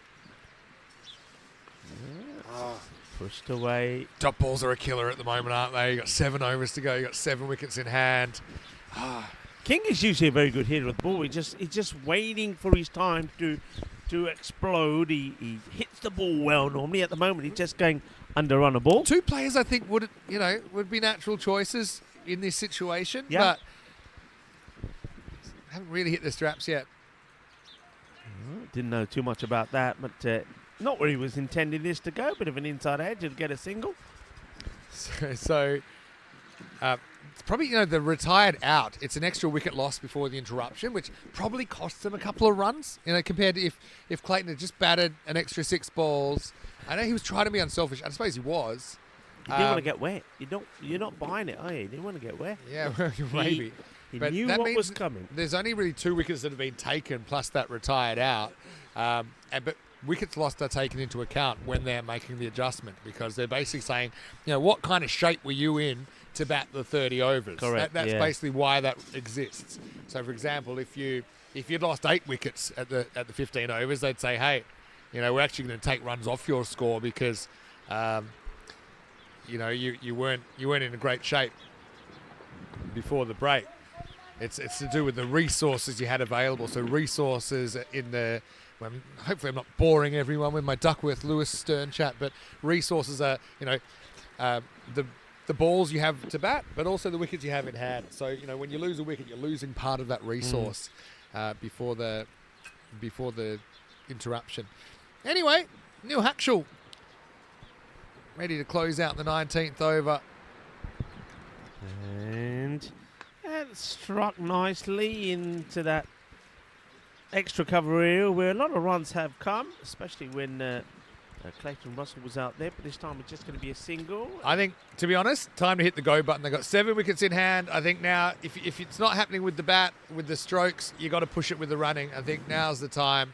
Can't sit on your hands for the next 2 or 3 overs. You got to try and push. And, wickets lost here, assuming that it stays a 25-over game, they have no bearing on the adjustment. So it doesn't matter if you finish 9 out or 7 out or 3 out. Yeah. Because it only really matters the amount of wickets you've lost before a rain break. So they've got nothing to lose here to just kind of push it along. I can't really see them getting bowled out with only 6 overs to go.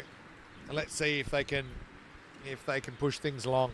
Cliff Hayward coming back, so he will bowl his final of this innings. Yeah, Clive, the leg side bandit, has been pulled. They had a beautiful synergy going there. I'm a bit surprised, but anyway.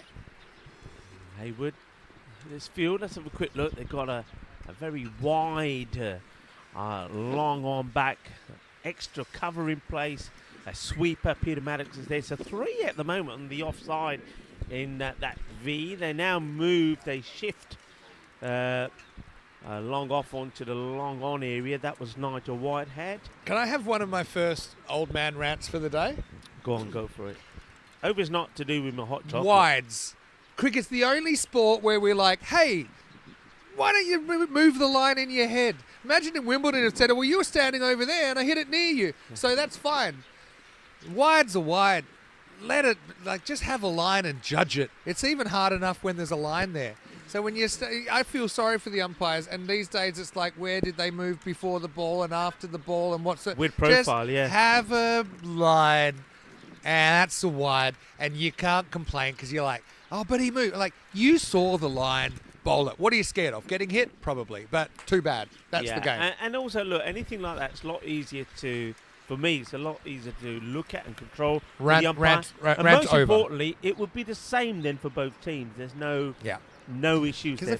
Because the umpires... But it used to be like that. That's what the lines were there for. It used to be like that. But I think in the shortened version of the game, they came up with these new regs or laws.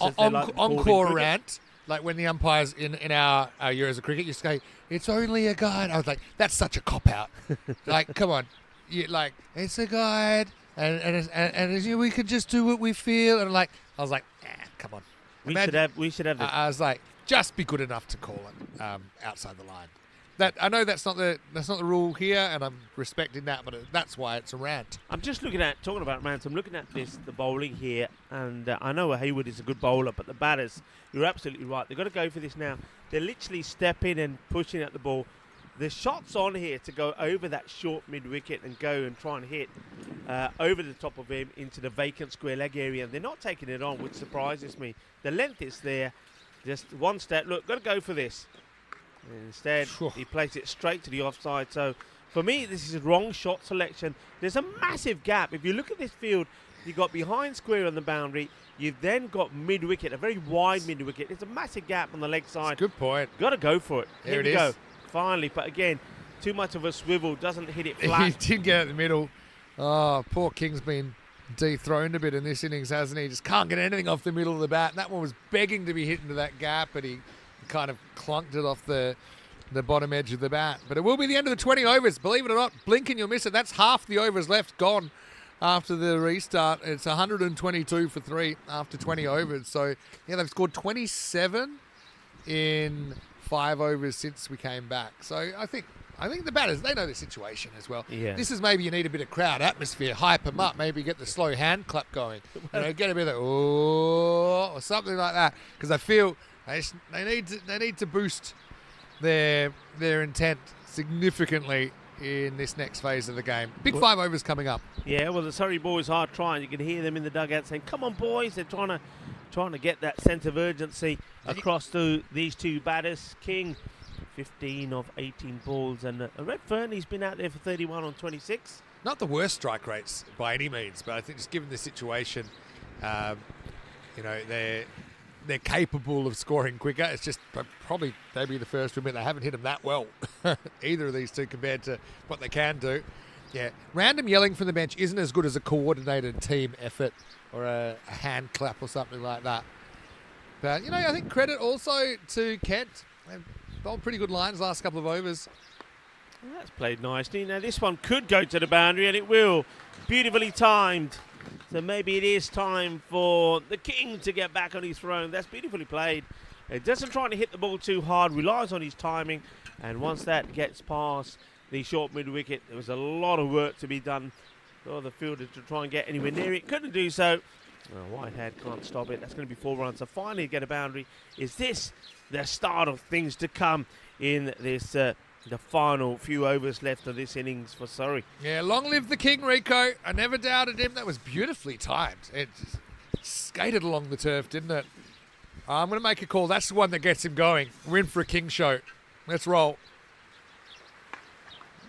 That's going to be played. No, he doesn't take the single. Got to take the single. Got to run there. I mean, if you get run out, you get run out. But he's coming off a good shot. He probably fancies his chances here against. The thing is, he's going forward into that shot anyway. So once he plays it, if he keeps on going, it's an easy single. But he stops himself, and he has to stay where he is. That's a wide ball easily. It's a good save actually there by Tony. Do you need Tony Jimenez? Do you think we need to send some of these players for a course to CBS University, Crossbat Slogging University?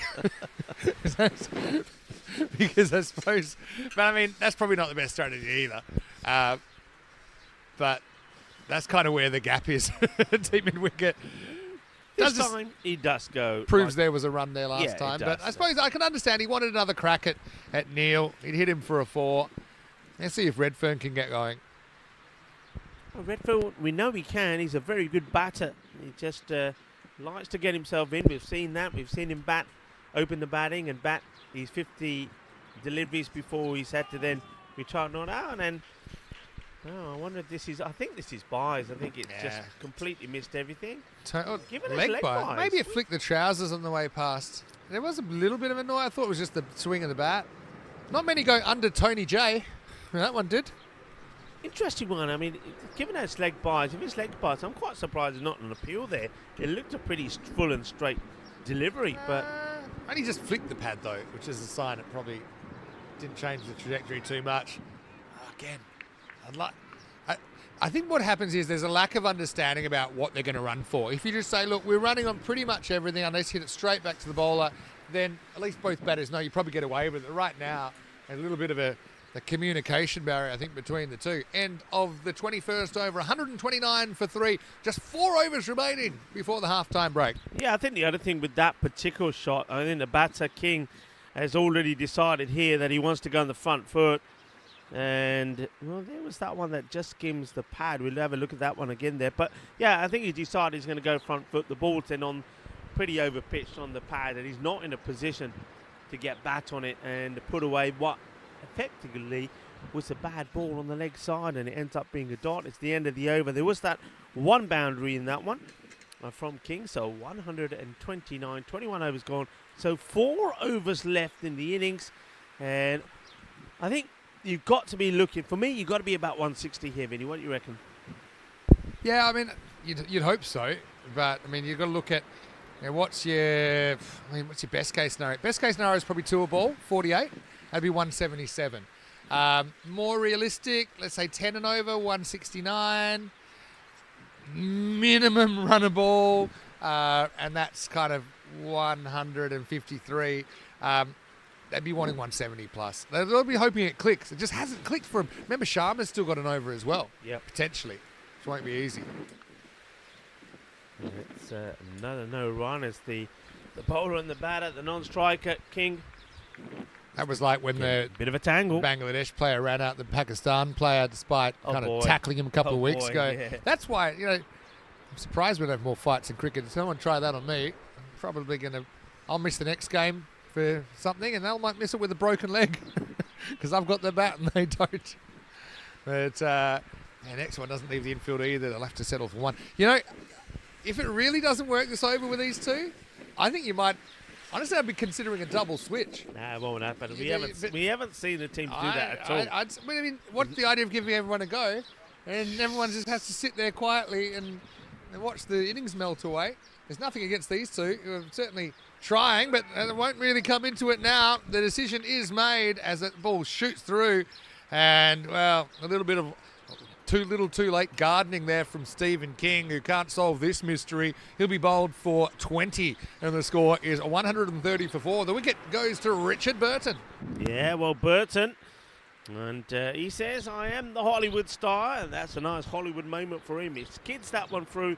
You have a look at King here. He looks down at the deck, wondering what happened there. He feels that it stayed a little bit low, but he was, on this occasion, definitely was playing the wrong shot, so he will go. Now Thornton comes out. This is an interesting one because I'm sure that John, who sat next to me, will agree that Thornton probably not a man to go out there and start hitting the ball from the word go, and he's a little bit suspect with his running as well. It certainly has been so far. So let's see, especially when you have somebody like Dennis in the side. I would have thought that Hayden Dennis would go out before Thornton.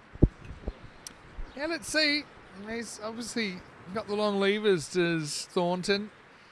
Again, it is the kind of size of field that you would pack yourself to hit more boundaries. Okay, it's kind of counteracted by the fact that it is slower today. The more rain this field gets, the slower it gets. But with the boundaries coming in around about 8 metres today, I think it's a good balance, to be honest. I think it probably keeps the par at around a run a ball, which is kind of what the par's been throughout this series. I can kind of give you the average run rate for the whole. Hey Rahul, can you give me the average run rate for the whole tournament? Rahul confidently says, "Okay, yeah." Yeah, okay. Hey, Rahul and the boys went for pizza yesterday. But wait, this will be funny because I actually know it. All right. Because I've got it. But Rahul doesn't. So we'll see. So you're just checking. Rahul comes back saying 48%. You're just checking it. And Rahul's got the sweats. Everybody's waiting in anticipation. There's going to be a run taken. That's good. That's good. You know, back up and run. It's there.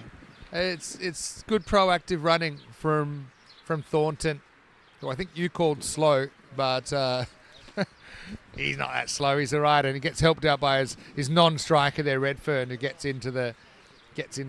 Well, I think Thornton just got told to move on. I'm coming. You better get going.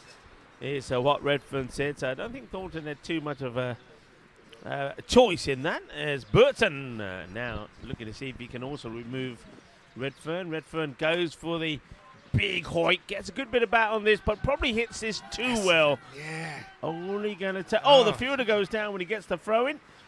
But the batters only take a single. I hope he's all right. Yeah, we haven't gotten into Rahul enough today. That was the first time we've asked him. He'll probably come back with the run rate for this innings or something. Or I'm wanting the run rate.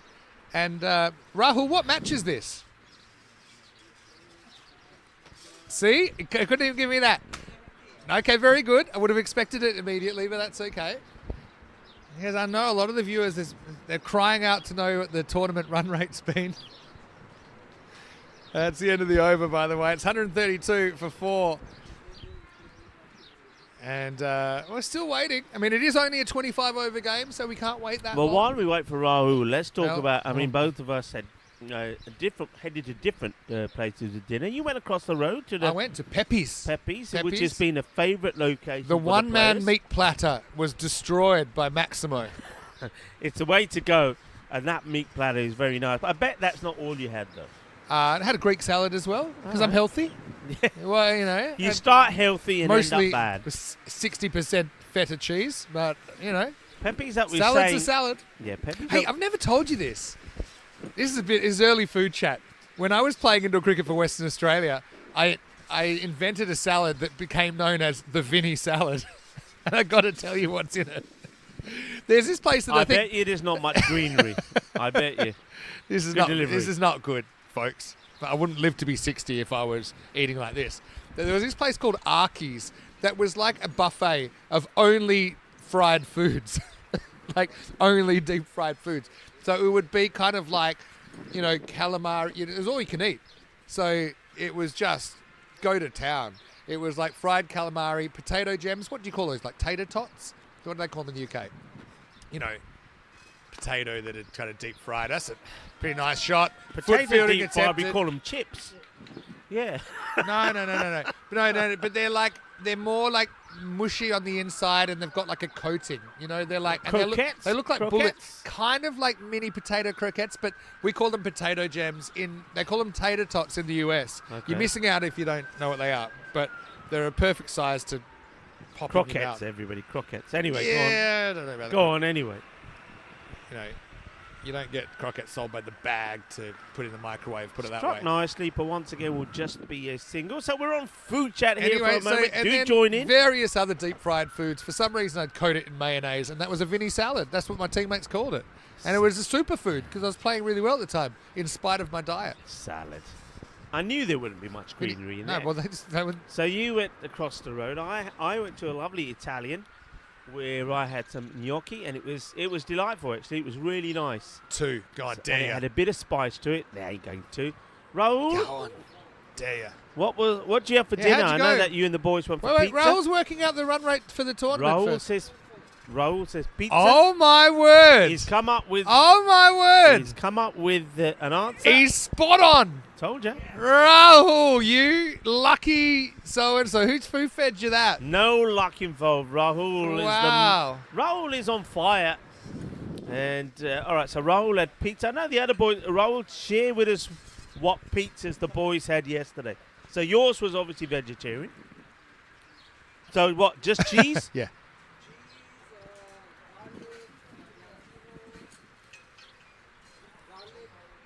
Double garlic, onion, mushrooms. No mushrooms. Sweet corn. Okay. Now, I've been told that you have an interesting way to use it. Oh, that would have been a catch and a half if that was taken. I don't think that was a bump. I think that was straight up in the air. It's a brilliant effort from the Hollywood man himself, Richard Burton. I think he saves 3 runs there. That was going for 4 if he didn't get there. It's the end of the over. They're still not getting its acceleration gain. 138. 2 overs to go. Remember, Sharma's still got one. Run a ball, get some 150 plus the mystery. Here's another thing we could do: have the DLS wheel. So rather than just have the not boring DLS adjustment, they're like deal or no deal. They're like, would you like 6 runs or do you want to spin the wheel? And so then you've got like a various, plus 6, plus 10, plus. You can see you have the like showman in you'd have you, like right? a bankrupt on there where it's like minus 20. Let's bring All it right, in. we were talking pizzas. Hang Okay, on. so yeah, what I pizza wanna know. did you go? Right, Sam. What was on Sam's pizza? Sam is thinking. Pizza. Hang on, let's wait and see this one. Good fielding. What was your pizza? A bolognese pizza. Interesting. I like the sound of that. Yeah, A bolognese pizza. Star-shaped. A star-shaped. Star-shaped pizza. All right. Bolognese Okay. star-shaped pizza. I guess stars are technically just spherical. Okay, we have to go to Kenneth now. Kenneth? Oh, wow. Oh, no way. Oh, wow. No way. Oh, madre mía. ¿Qué pasa aquí? He's Well, giving his LBW. I can't believe this. It's probably I one of cannot- the... Can we see this side on, please? Have a look. Side on replay. He was probably close enough to the umpire to whisper, don't give it. Put it that way. But you know what? That is terrible. The most fitting finale to the umpire versus that end batter saga that you could possibly hope for. I want to see if we have this a side on replay. Yeah, look at this. Oh, I saw it. I don't need to see it again. I saw it. Oh, my goodness me. Oh, my goodness me. He didn't get a good stride in. He probably got 3 good strides in. But it must have been pretty straight. Hostia. Qué malo eso es, eh? Qué malo. Fair enough. Qué malo. Hey, umpire. Rico. What? Umpire's always right. Yeah. Umpire's always right. Look in the book. Hey. Yeah, I know it. Oh, that was horrendous. That was a horrendous Oh, mate. decision. I'm sorry. That was horrendous. Just going to say the umpires have done a sensational job. And, maybe, who knows? Maybe he's Maybe someone. Maybe. This is the first time in history the batter is going to come on comms No. and tell Well, you lucky about the lucky way we it don't went. have a camera. Put it that way. Oh boy! Looked pretty out from Oh here. boy! Anyway, don't think so. Oh, now that. Beautifully done score, but that is absolutely fantastic. You got all the colours. And Shirley, tell us what you had for dinner. It's like a holster. I had swordfish last night. It's a very nice Italian restaurant. I can't remember the name of it. But it was very nice, just down from the hotel. Swordfish, that's nice. John, what about yourself? I had yesterday. Oh, I had a burger. A burger. Did you really have a burger, or is that the first thing that came to you? That's because these three here Don't knock a burger. hog the pizza restaurant. Here's Sharma back to bowl the last over, and he's going to hit the timber. Well, the way this is going, maybe given not out, but I don't know. This one has hit the stumps, and it will be the 5th wicket to fall, the 6th wicket in fact, and is 142 on the board in the last over. Thornton loses his pegs. Chuck the footy style there. I had it just from going. Rajan Sharma. I had it just going over the top, but anyway, good to see. No, we're having a bit of fun, but in the end, it's a crazy format. It's short format cricket. Anything can happen. Anything will happen. 142 for 6 after 24.1. Sharma coming back to close out the innings. Yeah, well, I said they should be looking for at least 160. You were saying that if they went at so many and over, it should be around about close to that 180. And so it looks Rahul, like if they finish on 148, what would the Duckworth-Lewis adjustment be? Could you tell us, Rahul? Let's say that if they finish on 148. I just love giving him random picking on him tasks. today. Leave him alone. Leave him. You're picking He got one right. I just couldn't believe it. He's still trying to work out the net run rate from Saturday. So, listen. ChatGPT is not a calculator. When he's literally said, "What is the net run rate for this team?" I do my DLS on feel. I think they'll get 6 runs. I just use the feel method, the touch method. I'll go on run. Got to run, yeah. Leg by, I think. You know how Robert De Niro at the end of Meet the Parents, he's like a human lie detector, and he says, "Give me a wrists, give me a," and that's how I do DLS. I'm like, just let me feel the game, and I'll just give you a number, and that's close. Should have used that method in '92 World Cup. Anyway, Sharma, not easy to get away. Gets full, and might even half consider running to the keeper at this stage, and we've seen keeper miss the stumps many times in our European cricket adventures. But, just hasn't really happened after the resumption. Got to say, Clayton was super unselfish, maybe too unselfish, that he went off when he did. Because unfortunately, not too many of the middle order have been able to produce. That'll do. Well, that's one way to do it. Top edge. Run up. It's a shot, but it's gone all the way. It's gone through the area that's known as the quicksand here at Marsa and bobbles over the rope 4 runs. Well, sometimes the fortune favours the brave, and that's exactly what happens there as that was Locke who swang hard, got a top edge. He swang. He swang. He's a swanger. He swang. He And swang. it went all the way. You know what? I love that word, and I'm going to try and use it. What, the swang? Swang. Ain't mean a thing if it ain't got that swang. There's another big swang to the leg side. The leg sewed, as some people pronounce it. All right, so what do we got? Last ball? Last ball coming up. 148 for 6.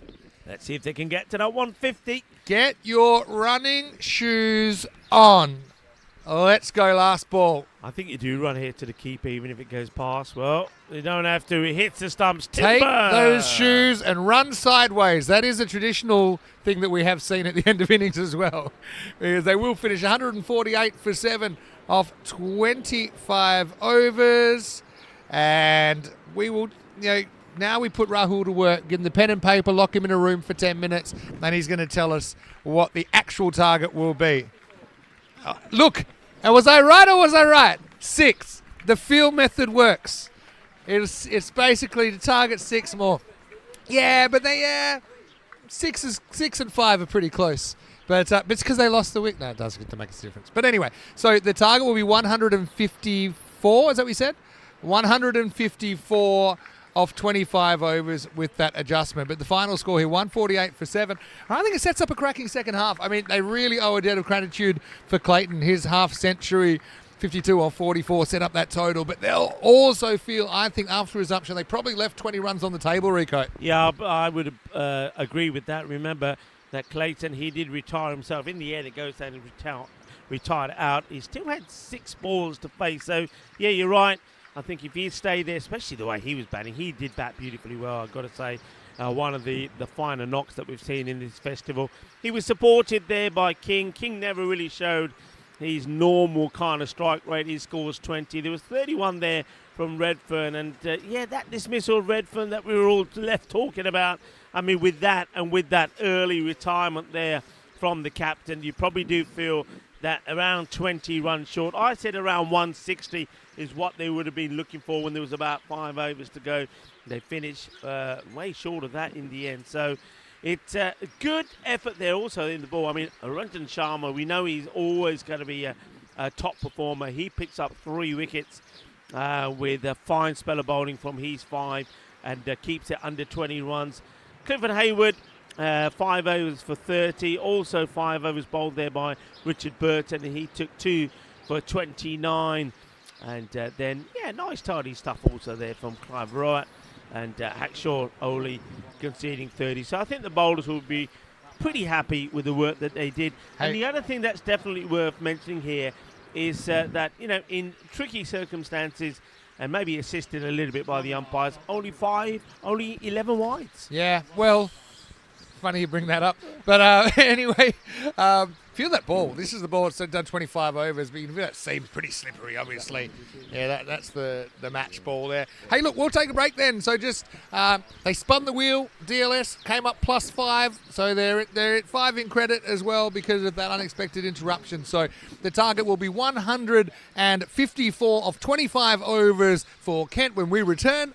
Vinny Sander here, Mr. Maximo, Rico Full with me. The spirit of cricket is on the line. The Spirit Trophy will be handed out at the end of the second innings of this match. Join us in a few minutes for the exciting resumption. You're watching Cricket Legends TV, and this is the Malta Seniors Cricket Festival.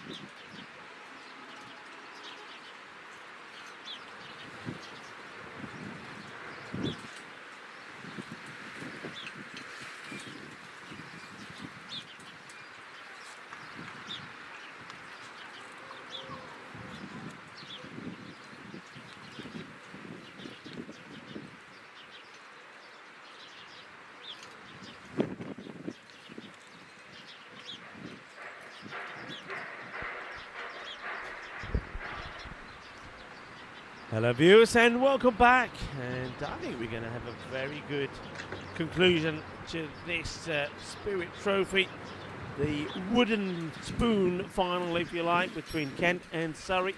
And, we've seen Curry have a bat. They made a slow start, but then thanks to a very good knock there from Russell Clayton, got to his half century then retired.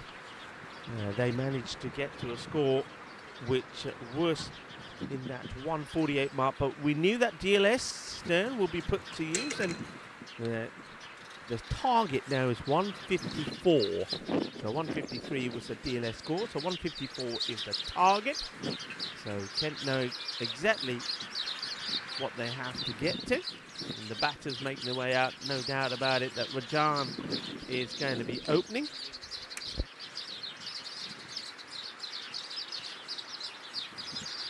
So Rajan will definitely be out there. And, I'll let you know who the other opener is. And condition-wise at the moment, I know it's changing all the time, and at the moment we've got some nice sunshine. Better go out there. And well, while they go out there, let me tell you what happened in 2011, 28 years after they won their first World Cup. India won their second title, favourites going into the tournament. The 10th, they came up against Sri Lanka, playing in their second World Cup final in a row, and broke a number of hoodoos in Mumbai's final. And of home teams never having won the title, of teams chasing having won only twice before, and of century makers in finals never having finished on the losing side, when Mahil Jawardana produced a perfectly paced 100, and Malinga struck early to reduce them to 31 for 2. India looked long and shot, but Gautam Gambhir, remember, he made that resolute 97, and then MS Dhoni, the captain, walked out at number 5 instead of Yuvraj Singh, who was later voted man of the tournament and delivered an innings for the ages as India won in 2011. Well, let's see who's going to win here. Going to start with a bit of a full toss down the leg side, misses everything, goes through to the keeper, and wide is called. Aidan Dennis is behind the stumps. And, good glove from him first up to make the stop. Yeah. Rajan is off and running, and they'll get the runs there. This is Govia. Charles Govia is the opening batter. Loving the cap there.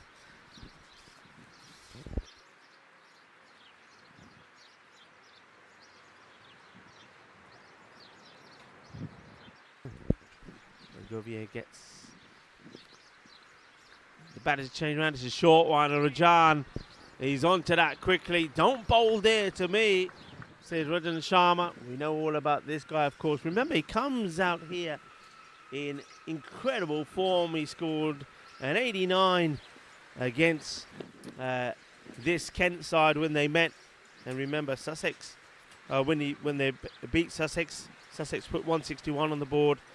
And Rajan scored that 89 of 51. And then, of course, more recently, as I'm sure you've all seen on the social media, he scored that marvellous century chasing the CXS 152. They're asking the question. Not out, says the umpire. And Rajan Sharma, 103 or 50. So he's in pretty good form. I think you've all seen the interview on social media. And let's see how he goes here up against the bowling of Bull. Now, Bull himself was in fantastic form the last time we saw him out there taking the 3-for, and all three were bowled. And a big long stride. Good running from the two batters, as Hovia and Sharma seem to be on the same page sheet when it comes to the running. Nicely done. And some of the days being observed today. We did mention that it is Autism Day. It's a day that it's all about autism awareness. And, well, they're asking the question here, and now they're running. The umpire says not out. It's all happening out there at the moment, and Rajan will get to the other end, who was kind of stuck in his crease, ball watching. Big appeal. Not out, says the ump. So Rajan probably, I think he's the kind of batter who does like to stay in his crease until the last moment. Well, we have a look at this again. Let's see. Wow, the foot there looks like it's up in the air. So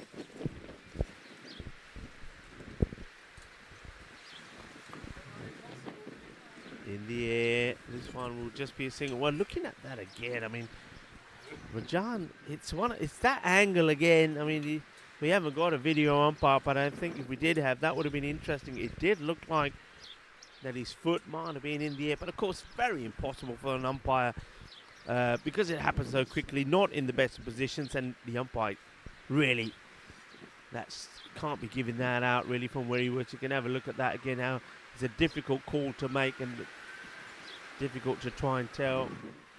That's where you really do need the third umpire. But yeah, looking at that, I think Rajan Sharma, who, remember, had a fair bit of luck go his way when he scored that century, could consider himself as a lucky bunny.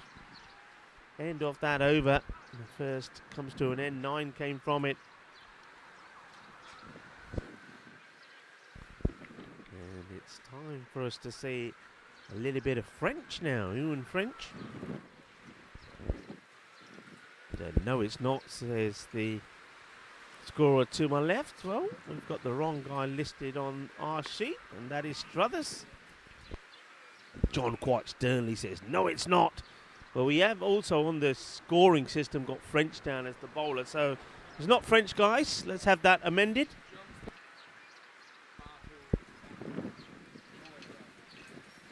Yeah, so our scorers have gone to France, but it's not France. Let's have that amended.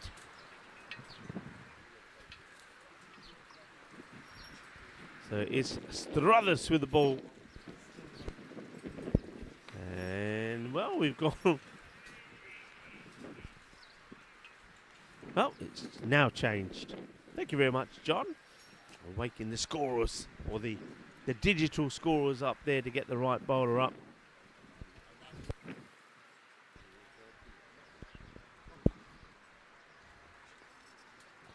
Welcome back to everybody that's tuning in as well. And Struthers comes in again, and that's played away. But there is a fielder out there. Park can't get there. It's going to go all over him. Bolle, bolle, bolle. Kinnasona Shaka Lagya. Well, there might have been a shortage of Maximos in the first innings. But Rajan Sharma is out there now, and if he gets hold of anything on these pads, he will send it flying over the boundary rope. That's a nice shot. Boom! Shaka Lagya. Sweet out of the middle of his bat. Good hit from Rajan. They did have the fielder back there, so you can kind of say that maybe they set the trap. But he hit it too well, and he's got the wind helping him as well when he's hitting to that part of the ground. It's a bit fuller. To dig this one out. Probably should be looking to come back for a couple here, and it should be straightforward too. Javier running to the danger end, but we'll get there. Despite the bails being whipped off by the bowler Struthers. So a lively start with plenty of things happening. Speaking of things happening, for those of you who are not yet decided what you're going to have for lunch, it is National Burrito Day today. It's time to celebrate and enjoy this simple but delicious food on National Burrito Day. I must admit, I do like a nice burrito on National Burrito Day.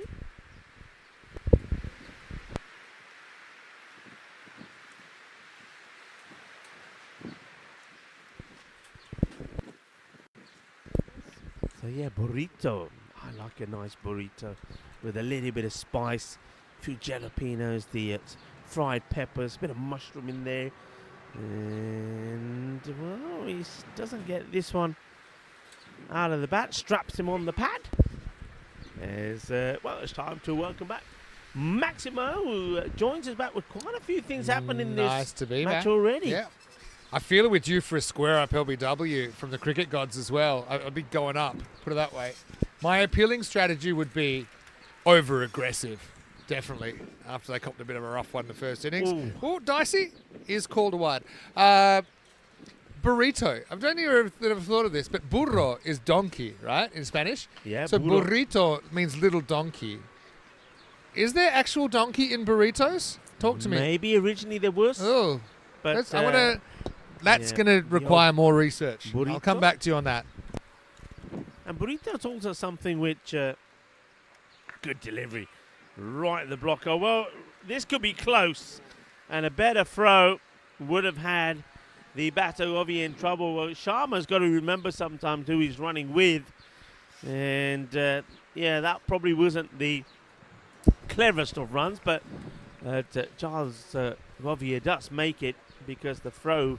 The underarm throw back to the keeper wasn't the best. Rajan Sharma's certainly putting Govia through his paces, isn't he, between the wickets, a couple of tight ones. But yeah, 18 without loss after 2. You know, we did see in the first innings, Clayton batted really well, the Surrey captain today. Just elected to retire when he reached 50, even though he hadn't reached 50 balls, he reached 50 runs.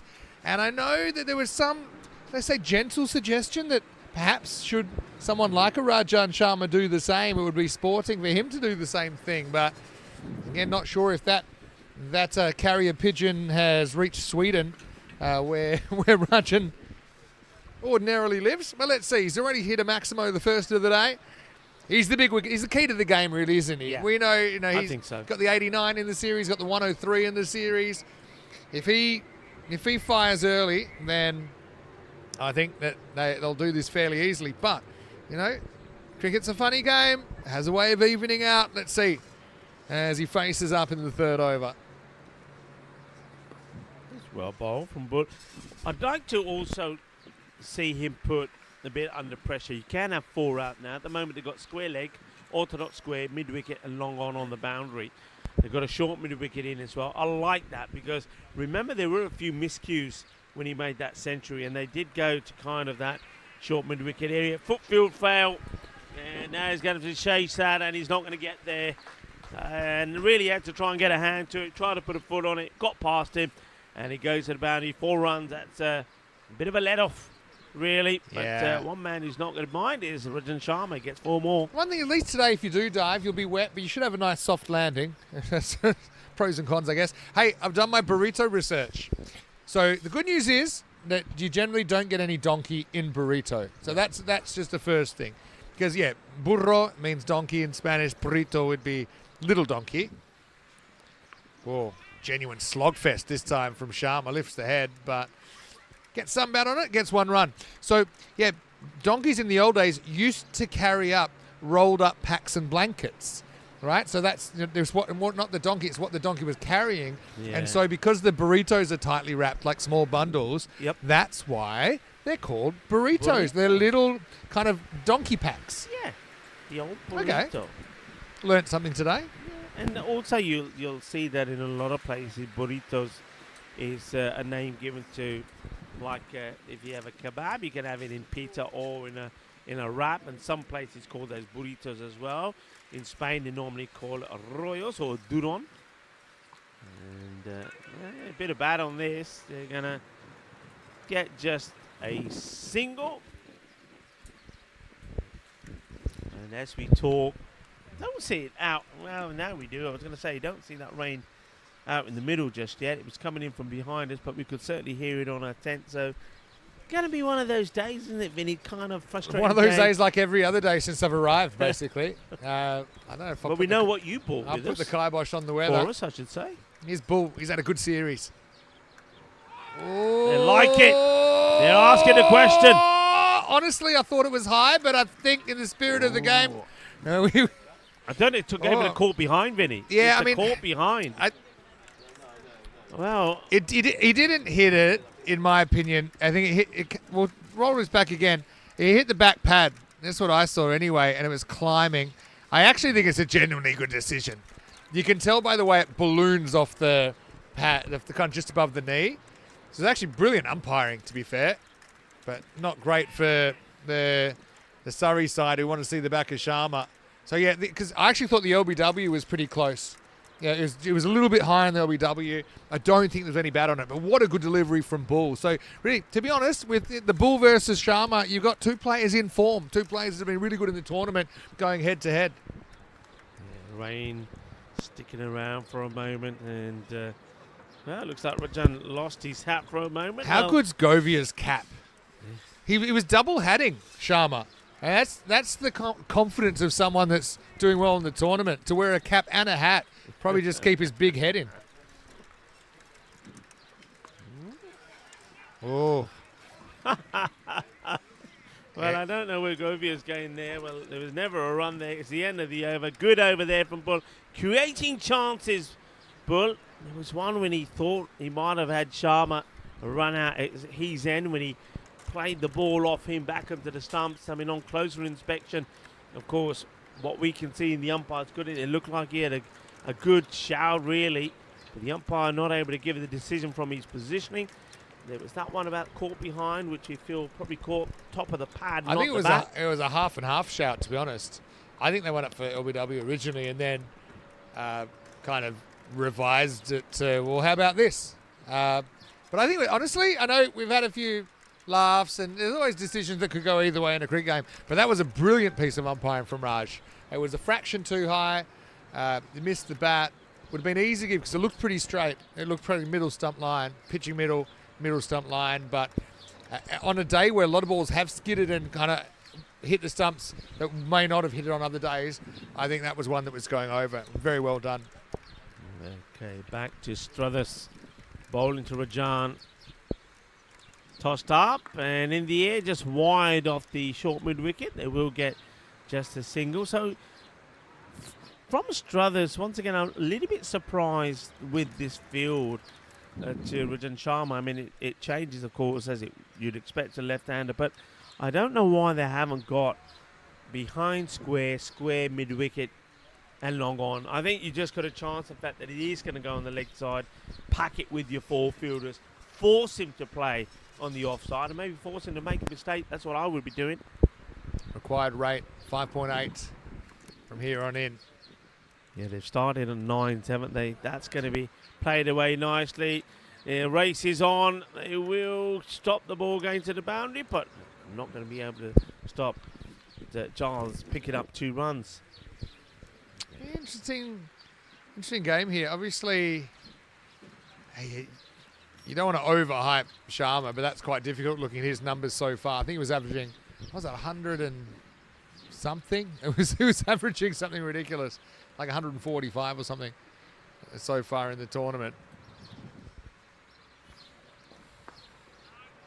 But, it's if they can get through him. I mean, if he bats the distance, it's hard to see them losing this. But, I suppose when you have one player dominate as much as he has, then if you were able to dismiss him early-ish, it may send a few ripples through the Kent dressing room. Well, we're taking on the single. Yeah, the thing about Sharma is because he's such an aggressive batter, he's a classic example of a batter who will, as he showed, if he's there for 50 balls, then he's going to win this match, isn't he? Because he does, he's not going to be 34 and then going to retire not out. He's going to be close to that 100. He'll eat into the target for sure. As you say, with aggression comes risk, and on another day that takes a little bit of the edge, and he could be gone. So. Yeah, I mean, one thing I like about Sharma, he is fun to watch, isn't he? I mean, it's not like watching paint dry when you watch him. You're going to see shots. Obviously, he's had a good tournament. More have come off than not. But always will give the fielding side the hope that he might present a chance. Well, there's the appeal, and he's gone! He's gone. And that's going to be the big wicket. Rajan Sharma does go. He does go to play this shot across the line. He plants his foot down the line, and the ball straps it, misses the bat. They all go up, and it's Struthers in arms here as they get the appeal in. And let's have a look at this again. And the umpire, I don't think there's any issue actually looking at that with the height. It's all about if the umpire Peter feels is going to go on and hit the stumps. There's a couple of issues. I mean, the first thing is it pitching in line? And my answer is maybe. We don't have the perfect angle, but it's definitely pitching around the leg stump, but we can't really tell. Probably hits him in line. Is it going on to hit? But you know what? The universe is a mysterious place. Occasionally it realigns, and it has here because Sharma is on his way for 22. If you don't ask, you don't get. It's the end of that opening partnership at 31 for 1. Get the breakthrough. As Nigel Whitehead is the new batter that makes his way out there. And, yeah, look, make the batter play. That's all you can do. And he did go for that shot, trying to get this over that mid-wicket area. Takes a bit of a risk. And umpire Peter says you got to go. And to be fair, he's living dangerously. He was very close to being LBW in the previous over. It was just climbing over the stumps. That was a good decision. That was obviously one that required the umpire's judgment. He had judged it was 3 reds and on your way. So game on now. And if we had the supercomputer, I feel that'd be quite a wild swing. I've seen it.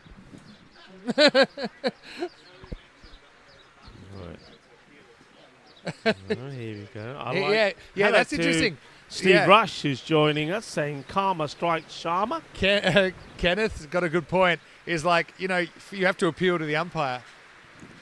It's almost like, you take it to the Court of Appeals. That's what seemed like. Sharma's a bit naughty as well if he did kind of make any gestures. But, yeah, it was almost like you're appealing the appeal.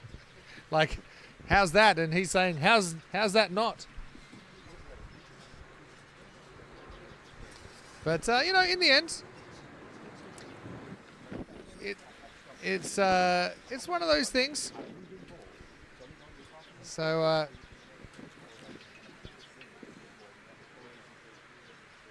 it's one of those things. You got to make judgment calls in the game. We've had this debate many times on the network. Do 2 wrongs make a right? Sometimes, yeah. And it certainly has livened up the game here with Let's be honest, Sharma's had a great series. He'll look back fondly. But maybe, it creates an opportunity for someone else to step up and be the hero, Rico. Yeah, but look, they've got batters. We know that. Plenty of them. At the moment, it's Whitehead that's gone out there. So let's see. Oh, that's gone pretty quick. It was pretty spicy. And there was movement there from the fielder. And that's gone. I think he's been hit so well that it's gone through in between his hands before he's been allowed to clap them together. That was hit very well. And after that one's gone to the boundary, he's been told to stay out there. Javier now, the left-hander, wearing a dashing cap as well. Oh, that's a good delivery. That must have done a little bit moving away, Got to admit, I am dazzled by the cap. It is a brilliant cricket cap. What other sport are they wearing a cap like that? Apart from horse racing, what else? It's a magnificent cap. Ooh, off the back pad that time again. That's another one that stays pretty low, though, isn't it? It's on a pitch that we've been so used to seeing a good amount of bounce on. It skidded through, and I think it's just rushed him. What we're seeing here is certain deliveries are rushing the batters, and they're a little bit slow to it. Over comes to an end, and another one completed. 36 is the score. Well, I don't know if there are any pigeons at the ground today, but there's plenty of cats, and let's just say the cat is amongst the pigeons now, because this has certainly become a fascinating, for me, almost a 50-50 contest from here. Run rate required, a tick under a runner ball. We tend to think that's around about par. Rahul told us 5.74 is par. Whether that was a guess or not, I don't know, but it actually was the right answer. So, yeah, 6, and especially because it's a slightly shorter game. Runner ball's the part for me. That would be a good indicator of who's ahead in this game. Here's Struthers, who got up the big wicket of Sharma coming in, and he almost gets another one. Govia plays and misses outside the off stump. Yeah, Struthers. I think with that wicket of Sharma, all of a sudden, I'm pretty sure that the Surrey side will be boosted and feel that they've got the danger man out. They've got some good bowlers to come on the bowler as well. I'm actually waiting to see Dilshad come on. I think Mohammad Dilshad could be a very useful weapon in these conditions. Ooh, that's going to swing a bit too far, quarter wide. Tell you, Redfern's pretty happy with the decision though as well now. He's got his chest puffed out. I think he gave a little wink, a little thumbs up, and saying, "Yeah, you know what? You want consistency? He likes to give him. He gives him. One each way, no problem." Sharma may not agree, but hey, that's cricket. If you don't like it, play another sport. Aren't umpires great though? Umpires are so underappreciated in the game in general. Brothers. And it's pretty difficult these days, I think, given the modern world and the many different wild and wonderful ways you can spend your weekend, to get cricket umpires. I know in Australia, unfortunately, that the numbers have dwindled over the last few years. Haven't really kept up with player numbers. Most unreliable leg stump to leg stump. They can tell pitch that Sunday. That's nicely played. Just guides that away for a single. Nicely done. And another single here. So, yeah, I mean, one thing we will see quite noticeably is that the rate that being scored at once Sharma goes will slow down a little. Other batters tend to take a bit more time to get into the flow. Finishing what I'm saying there, I'll wait for this delivery actually from Struthers. It's on a bit of a heater. This one down the leg side will elicit a wide call. But, you know, I know you've umpired a fair bit, Rico. I haven't done too much, but when I've done it, I've really enjoyed it. You know, you get to be out there, part of the experience. So, you know, I would encourage people to get into it. I know umpiring is a bit of a thankless task because you tend to only really get noticed if you make a decision that some others may not agree with. And let's be honest, most decisions someone's not going to agree with unless it's a clean bowled or something like that. So, yeah, let's hear it for the umpires. And we certainly have enough of them here. You know, but we could always use a few more. I always feel like I'm surrounded by like a gang of umpires and officials when I come in here. It's quite intimidating. But no, they've worked really well as a team. They've worked well, and, you know, I like it when there's a lot of umpires quite seriously at a tournament because, I mean, they become their own team, don't they? Yeah. They become their own team, the umpires, the officials, the match referee, the tournament referee, the assistant referee, deputy to the assistant referee. Whatever their roles are, I think it's nice that they work together as a team. And at the end of the day, they are just trying to have things go as smoothly as possible and obviously get as many things right as possible. You're never going to be perfect. Nobody is. But I think I've loved their efforts and I think they should be recognised. I'm sure they will be recognised tonight as well. Yeah, I think so. Look, when you're an umpire out there, you know, you go out there, you have to be as neutral as you can. You can only call what you see. I think that's the most important thing when you're an umpire. And I remember when I was there, you know, I went by my senses. If you see it, you can give it. It's a good strategy. If you don't see it, you don't give it. But the important thing about it is what you said. You know, batters often, especially when it comes to OBWs, and a lot of the times even snicks behind will always say, no, it didn't touch it. Or no, it's not OBW. You can't be right. You got to give what you see. You got to back yourself. That's what you're there to do. And I always remember what a good tournament referee, a good friend of mine, Ron Graham, always used to say to him is that if you can go out there and do your job and then nobody talks about you afterwards, you've done your job. And that's what you're looking to do. You're looking to go out there, be kind of unnoticed, do what you got to do, be as professional as you can. And I think, you know, going by umpiring, what makes a good umpire for me is that somebody who's played the game, been involved in the game. You know how to react to bowlers who could be a little bit heated, bowlers getting a bit frustrated. You can also know how to deal with batters who maybe are not having the best of time. Talking about being heated, he's missed them. The keeper has missed them. Aidan Dennis has a golden opportunity here to remove the batter, and Nigel Whitehead gets the biggest stroke of luck ever. Yeah, I mean, it's not really on the keeper, that one. I think it was a bit of a rough throw for him. You know, pitch short, 2-3 metres, you know, skids on. I can't really blame him for that one. But, yeah, it was a golden opportunity, wasn't it? I think that was a bit of a run from Whitehead as well because he's found it hard to get going. I mean, he's 1 of 5 now. He was looking for this single, but it wasn't there. It got turned around. Fortunate to survive. That's nice he struck. And, well, with this boundary having been moved in about 8 metres, it goes for 4 runs. Remember, if the boundary was where it had started in this festival, that wouldn't have gone, but has been moved because this part of the ground in front of the pavilion is very, very soft. So in the interest of the safety of the players, it's been moved in, and that has allowed a man who really shouldn't be out there to get 4 runs. I think it's made for kind of a better spectacle, if I'm honest. I've said it. Probably the only tweak I would have made is bring the boundaries in a little bit and give the batters value for some of these good shots. That one is a little bit too wide, and it is called by Raj. But yeah, I think, you want value for cricket shots. And I think, you're cracking a cover drive, and sometimes on this outfield might pull up. You're like, why am I having to run for this? I just played an awesome shot. Why am I having to run 44 or 66 yards? Doesn't seem like a good reward.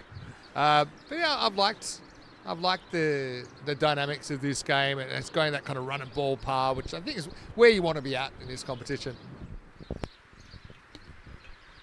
Lock doing the bowling, trying to get his line, and that raider locked into picking up a crucial wicket here. But as I said, Sharma gone, run rate slowing down, and this is where I think Surrey will slowly, over by over, start to get back on top and get on top in this match.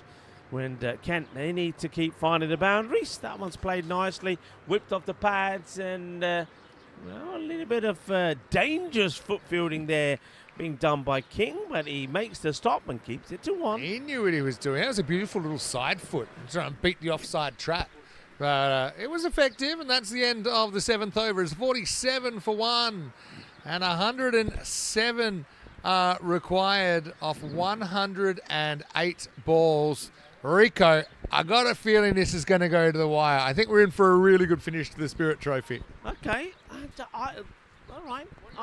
Feelings? My feelings are that I'm going to see Surrey slowly get themselves on top here. You think so? Yeah, I get the feeling they It's, will. it's important, I think, in all seriousness, that Kent recognise now isn't the time to be too conservative. And I think you can kind of sense that. Particularly, I think the running's very important, their decisions. 6 and over is what you want. You don't want to back yourself into a hole. Let's be honest, we haven't seen too many teams pull run rates back when it gets above kind of 7.5, 8, 9 and over for extended periods. So I think at this stage, it's basically run a ball required. Both sides are keen to essentially win an over. If 6 is a draw in an over, you're looking to win, as many overs as you can in the next 5 or 10. Man who we just saw doing the fielding in front of us is going to have a bowl. Looks like it is King. So Stephen King bowling here to Nigel Whitehead. I think Whitehead, probably if I'm him, I'm thinking, you know what, I'm very lucky to still be here. Let me just, try and play some big shots here, try to get my team back on top. Sometimes a close call kind of scares you straight. It makes you fearless, doesn't it? To right. Quick look at the field, square leg back. Mid-wicket back. Square leg back, mid-wicket back. And we've got a sweeper. But Deep straight point. down the ground, nobody. So they're quite trying to get the batters to... that was a real donkey drop of a delivery, and he's lucky to get away with the dot ball there. The old donkey drop. Remember those? The donkey drops? All right, King again. This time it's very much the same, but a bit straighter. It's missed out on by Nigel. I must admit, I'm very surprised. I mean, King, I'm not saying he's not a good bowler, but when you got the likes of Mo Dilshad inside, also look, Phil Diper also playing inside. Now, Diper's a very good bowler. I think Mo Dilshad is as well. So maybe they're just holding them back. Mo Dilshad, pretty handy. That's a very clever ball because he had no idea what he was going to do with it. It was so short, but it still was on the stumps. Well, he's had 3 of them, so he could have made up his mind by now, but he's... He's looking like, you can't do that, but basically you can. I mean, it's bounced once, and it was on its way down when it reached him, but it's fine. It's going to be... that's a surprise one. Pitches is up. It gets hit straight to the fielder, and he's going to be out. Well, he softened him up with the short stuff, had him shaking at the knees, and then he pitches one up. He's being struck straight into the safe hands of Redfern, and that will be the end of Nigel Whitehead. Well, I mean, talk about IQ 400. He basically scrambled his circuits the ball before with a ball so short, almost hit his own big toe. And then the next one was actually flighted up. And to be honest, it was a pretty good shot. He took it on and he hit it pretty well. He just happened to hit it straight to Redfern, who gave it the old crocodile special. But I guess whatever works. And so that will be the end. Unfortunate to finish, I suppose. But that's the way it goes. And it's 47 for 2. Hello to Ash, who has joined in as well, and joining in the chat with Dave and Ozzy and also Steve Rush. Lovely to have you with us. Watching from Cyprus. I know we'd love to do some cricket from Cyprus soon. We've been there many times.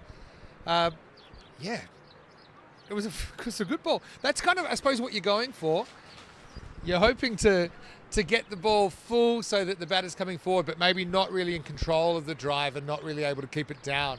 I feel he was a bit unlucky there, Whitehead, because if he did it anywhere else, it was probably going for 4. He hit it really, really well. He hit it over him, hit it either side, but just couldn't have picked him out any better. And Redfern, well, his mood's has had a 180 in the last hour or so. Oh, well. Rico's not often you've wanted to grab a bat and jump out in the middle, but I tell you what, King's a tricky proposition here.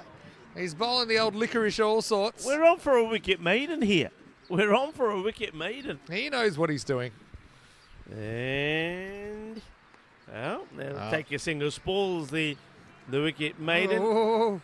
Will just be a single. I like that. That's bush league, but I like it. Like just lots of yelling to try and force an errant throw from the fielder, but it doesn't work. They'll have to settle for 1. It's the end of 8 overs, and it's 48 for 2. Runnable pace. A runnable pace. Yeah, hello to everyone that's joining in. Of course, a big, warm welcome to people that are tuning in from around the world. And hey, get involved just the same way that Ash did. Get involved in the chat. Send us a message through. Let us know where you're watching from. And if you've got any questions about the festival or anything in general, maybe it could be a random question. Get it in, why don't you? It's the last day of this festival here in Malta. We're bringing you the Spirit Trophy final, and then later on this afternoon will be the big one where the Australian Kangaroos take on the Canada Masters. I expect that to be a great game of cricket. I do hope the weather doesn't spoil it. Back to the action here. It's flied it up. Burton thinks about coming down the track, but decides against it and just pushes it out for nothing. Burton's a lot safer with Sharma out. Let's see if he can come to the party. Batted really well in that partnership before that bizarre moment the other day. Essentially got them to the victory. Played and misses it. Kind of interesting shot there because it's wide outside the off and you'd expect him to be giving himself room to play going forward. But he kind of rocks forward and then he's playing the shot as he's rocking backwards. So he's not in a good position, is he, to play it? I mean, it's a natural instinct to kind of press forward to a spinner and then you can always then rock back. But that was just a little bit too full to cut. This time he commits going forward and turns it around the corner, squeezes past the keeper. Burton wants to. This time he's got a partner to run it with. And they will get back. Hey, I was just thinking, we were lucky enough to have blowers in with this week, and Chris Cowdery has spent some time with us as well. Do you think when Uriah 87 will be invited into a commentary box and be, well, Rico, you're one of the legends of the game, and I've always enjoyed. Why don't you give us a bowling? And instead of my dear old thing, you'll be going, Shakalagia, and you won't be able to see anything. And I know exactly what will happen. I'll be sat there and I'll go to say, bale, and when I get to the second one, my teeth will come out. Oh, Garrett's eyes pricked up when you said that. But listen, I'll be, if I get to 87 and I'm still moving around and I reckon he's hit this into his own, I was going to say head, but he seems fine. He's chopped it into the ground and it's bounced away. I'd love to see this one again. I think he's just gone over the stumps. It could have gone anywhere. I think they're saying you're lucky you're still there. He almost chopped it on. But yeah, if I'm 87 and I'm still moving around like blowers and my mind is as sharp, I would be very, very happy because, I'm very impressed how he's so switched on. There's this one. Oh, that's a good bit of fielding. Really a bit of fielding. Brilliant work. That's what I said. One thing today, if you don't mind getting a little bit wet, it's a good day to dive because it's a nice soft landing, and that was a fantastic piece of work. End of the over, 50's up for Kent, 50 for 2 after 9. Well, I've never known people getting excited about. You get excited about the players coming up, but Steve Rush is excited about the Canada Wags. Get the Wags on. He said the Wags are great. They are great, the Canada Wags. In fact, Canada, I have to say, I know just saw Rohan Jasakara hit the ground. He just popped his head in to say good afternoon. But they've been wonderful. Their very first festival, on and off the field, they have been great sports. And, well, I'm pretty sure that we'll see a lot more of them at these festivals because they've been great all round. Yeah, no doubt about it. It's a blockbuster finish, isn't it? So I suppose for the English fans, don't despair. I know we don't have an English team in the final game, but stay with us because, you can either cheer against Australia or against Canada, whichever one you hate least. The English fans will probably get on. I think the English fans will be on the Canada bandwagon, won't they? Yes. Oh, it's the shorter stuff from Kings to start off with. Wonder if he'll do the same again. Start with the 3 short balls, and then there will be the old skyscrapers coming down. The pies. But it's effective for King. He's made a movement in the field. He's brought up the long on to once again encourage the batter to go for it. Hit firmly. Hit towards Thornton, who makes no mistake. King's actually got 3 different types of half tracker, but it's like he's a nightmare to face. He's actually cracked that as well, but he couldn't have picked out the fielder any better. King is a sort of bowler. I remember it very well playing my cricket in the UK. You used to have the openers. You'd be charging in, you're slogging away, sweating buckets, and there it is. See? There it is. That's what we're talking about. He's reinventing the game. But this is exactly what I'm talking about. And you'd get the edges, you'd get drop catches and slips, and you're finished with your sort of 15 overs. You might have only 30 runs come off it, about 4 maidens, but no wickets. then somebody like King would come on and he'll just wipe them all away. Oh, Look at yeah. this. Bring That's it. exactly what I'm talking. Oh, Look, yeah. look, here we go. Oh, what am I talking? See, I'm told you. I know what I'm talking about. This is exactly what happens and happened in the UK. And then you as a bowler are thinking, I don't believe it. That's it. I'm going to become a spinner. In fact, I'm going to just become somebody who tosses the ball up and bowls a load of pies and picks up wickets for fun. He's buying wickets at the moment, and he just bought another. Oh, well, I mean, the Chennai Super Kings are on the phone. They've offered 5.5 crore for King. They want him. They want him on a plane. Professional bowlers are now bowling like this, and he's just keeping you guessing. I mean, that was slow. It was a full toss, but he gave the batter enough time to, I suppose, sign his own death warrant, didn't he? And then a pretty good catch as well. He had to make some ground to his right. Catches win matches, as they say in the classics. The third wicket has fallen, and it's 51 for 3. You know what this is? This is when, when somebody like royalty decides they're going to do something, everybody has to oblige. You think the King is bowling. If the King is bowling, I can't hit him for 6. I have to give him a wicket, otherwise it'll be off with my head. And that's what's happening. The King is on, and nobody dare hit him. Yeah, reminds me of Kim Jong-il taking 8 for 9 in the North Korean Premier League. And it didn't really matter what he delivered. But this one's pretty well pitched. Again, good effort there from Clayton. Gets down and dirty. I think gets a finger on it. And so it'll just be a long single as now we see Cliff Hayward out there. We need more King. If King could bowl at both ends, I'd let it happen because he's box office, isn't he? He's quickly becoming the most famous Stephen King on the planet, I think, with the way things are going at the moment. He's got 2 for 3. He's the last ball of his second over. And let's hit away. This is going to have to be quick work. And, well, it couldn't be stopped by Thornton. And it just slithered away from him. Thornton now has a laundry bill to try and sort out as well. Good effort, though. I like that from Thornton. He doesn't just offer a shin at it. He says, look, I'm going to try and get down. Wasn't quite able, but yeah, a kind of pressure relieving boundary for Kent, who are 56 for 3 after 10. That equation, let's have a look at it. 98 required off 90 balls, I'm going to say. 98 required off 90. And of course, the match referee is always putting up also the DLS score at the end of every over as well. Where well, the sun is just playing games with us as it comes out again for a little while, and it will soon disappear. And as the sun comes and goes, the wind gushes from behind us, and looking behind us, it don't look good. It's very dark. All right, tossed up, played away, no run. Yes, the bowling continues here from Robert Locke. I'm kind of with you there. I think we're about to cop it. I just must, you know how I've got the spider senses? Yeah. They're going off. I'm getting tingles. No run, no wait. Oh, it's good use of all 3 calls. He's got the yes, no, and wait as the last call, which is... Yes, no, wait. Yeah. Dyslexic calling. You don't have that very often. Look back there. I think we're about to get it. I think it's a false dawn here with the sunlight. Oh, you mean, you called this actually. You said you can see Surrey perhaps turning the screws a little bit, getting on top. Now we've got the equation in their favour. You know, at the start of the over, it was about +8. 8 more runs than balls. I like this as well. But I think not just the bowling, it's the fielding and the backup that they're providing. Fielding is still good, but that's a couple of times. I mean, great fielding. A couple of times, though, where you still have to take the run.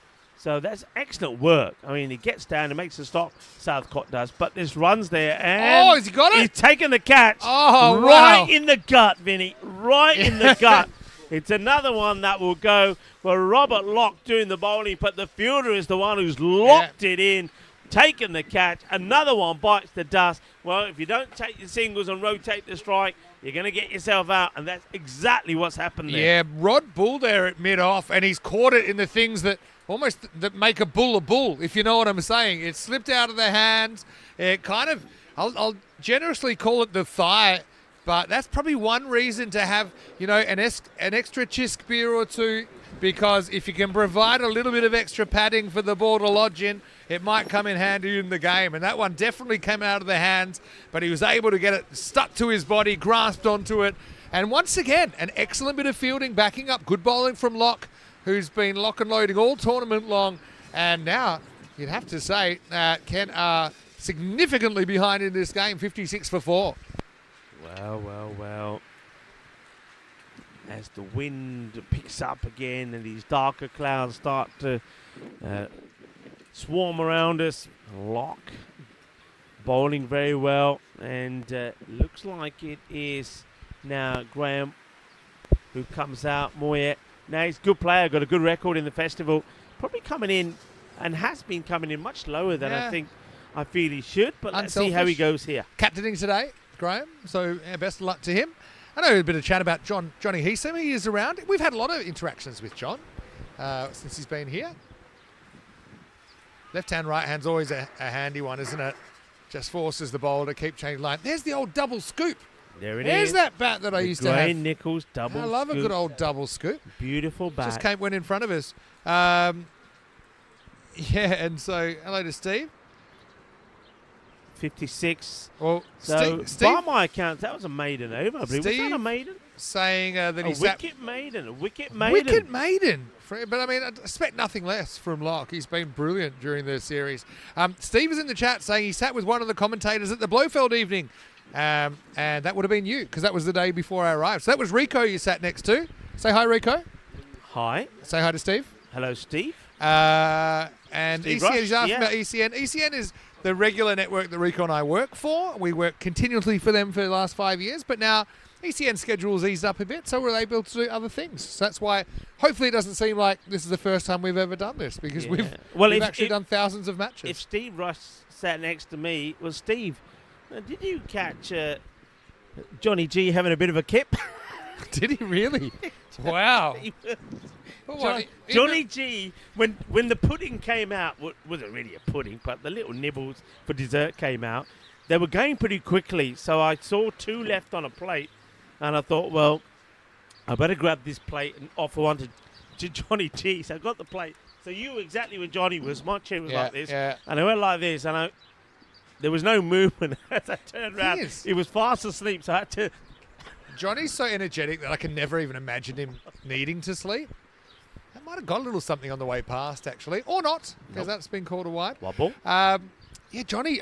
I mean, I've only ever seen him with energy moving around, and so I know you sleep because actually last night. Normally you're a bit of a night owl. Last night you were gone pretty early. I went out before you did, and that should just be a single. John Heesham saying yes, he is here, and knowing John and the others with him. It was a lovely picture taken by Yanko of Johnny and the girls that we were watching the other day. But they're right in the bushes to try and stay dry. So Johnny, does that work? Well, I think it's better than being out left in the open. So Johnny's in the bushes. Bring back the bush. And well, somebody's got a dirty mind. Who's got the dirty mind? Oh dear. Just saying. Maybe it was Mick Brazil. That's it. I don't think it was Mick Brazil. Anyway, hey, this is a king over, so everybody focus. He's left to the left-hander to deal with. Fairly normal-looking delivery. Ask the question, why not? Not upheld this time. Wait for the signal, if there is one. Yeah, leg bite has to be. Come on, Peter, get your leg over. It's the longest thinking about a signal ever, and it's a bat run. He's not signalled. It's a run. Give him a run. Leg byes are orphans. They belong to no one. Oh, no. I love this. I mean, it's again heart attack central. I don't know why you need to lift the counter that high to click it, but maybe when you're not hearing the click, you need to visually see the ball. Peter the entertainer. Peter the umpire. I love it. He's done a great job as well. Oh, yes, it's the moon ball. Oh, I missed. That means the pitch? Oh, maybe it is a wide. Fair enough. That ball was so slow that King could have gone and got it if he wasn't happy with where it was going to pitch. Oh, entertainment, faster one. Of course it is. The old slow fast strategy, it always worked for me. But that time, batter was ready for it. End of the over, and it's an over which presents 4 runs. 60 comes up, and I think the DLS at the moment, I just heard John passing the word on to Ian. DLS is 80 now, so they're falling a fair bit behind here. Yeah, so they're 16 behind at the moment. But I think we called it. We thought that there was some weather coming, and it's not the kind of rain they'd go off in, but it's the kind of rain that leads to more rain. That's what I worry about.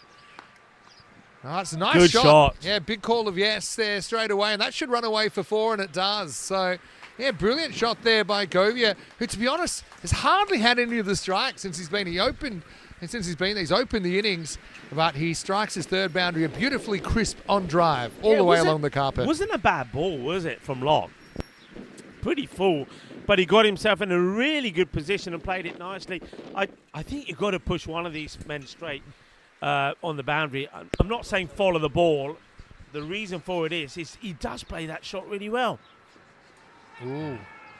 Asking the question. Pushing forward, I think, saved him there. It looked fairly straight, but the reason that the being forward kind of counts, it doesn't under the laws or anything. It's just it creates distance between the impact and where the stumps are. So it creates doubt in the umpire's mind sometimes. Good fielding. Good fielding, yeah. Locke is a lot. I'm a huge fan of Locke and his bowling in this series. Just looking at this field, I would like to see them push one of those straight men back on the boundary. That's especially to Javier. And they can have one more back, and I don't know why they don't. You see, look, he's looking to play in that area.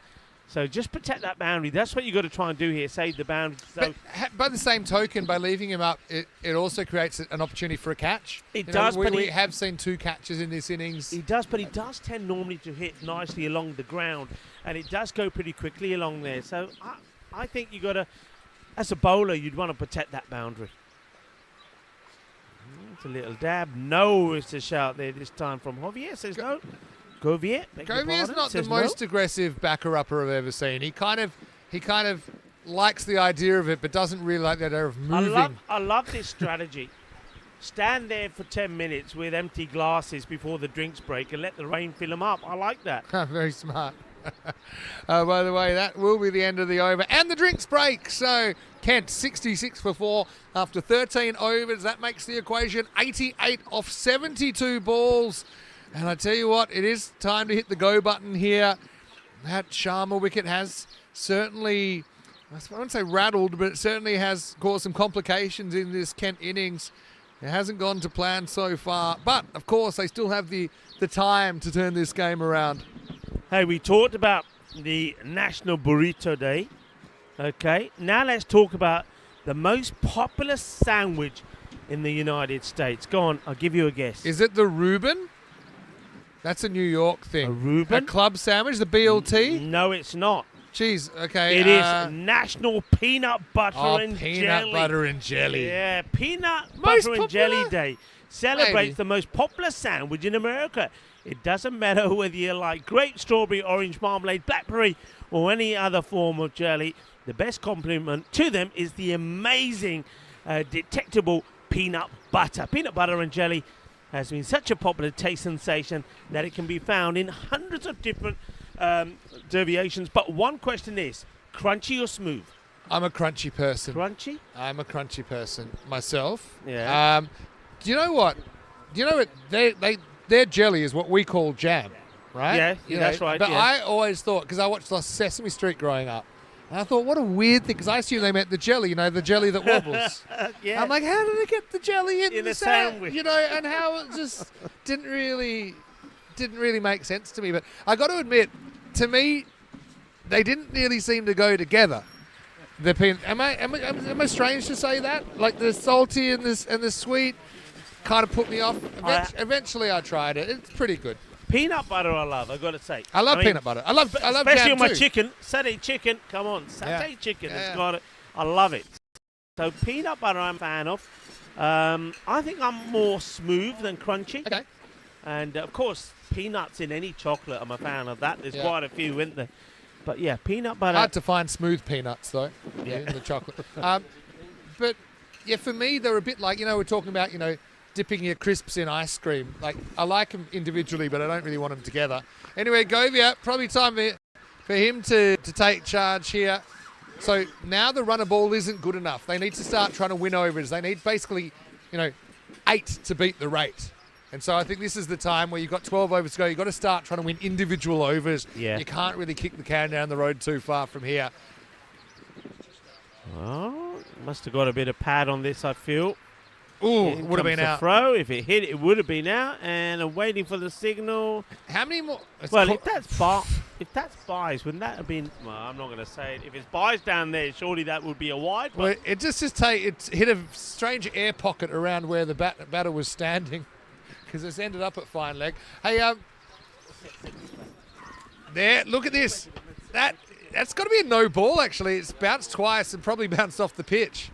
No ball is signalled. That's actually one to try and hit, because if you can reach it, hit it, because it's already a no ball. You get a free hit anyway. King bowling into the wind's dangerous, because that's the kind of ball that might come back to him. Anyway, here's the free hit. It isn't hit. It's a great appeal, though. If that gets given out on a free hit, then we're all done. Why not? Gives it not out. I think that there was movement there, but I think Peter did turn around and say it's a free hit, not out. Yeah. Good comeback actually there from King. Good comeback. Free hit appeal.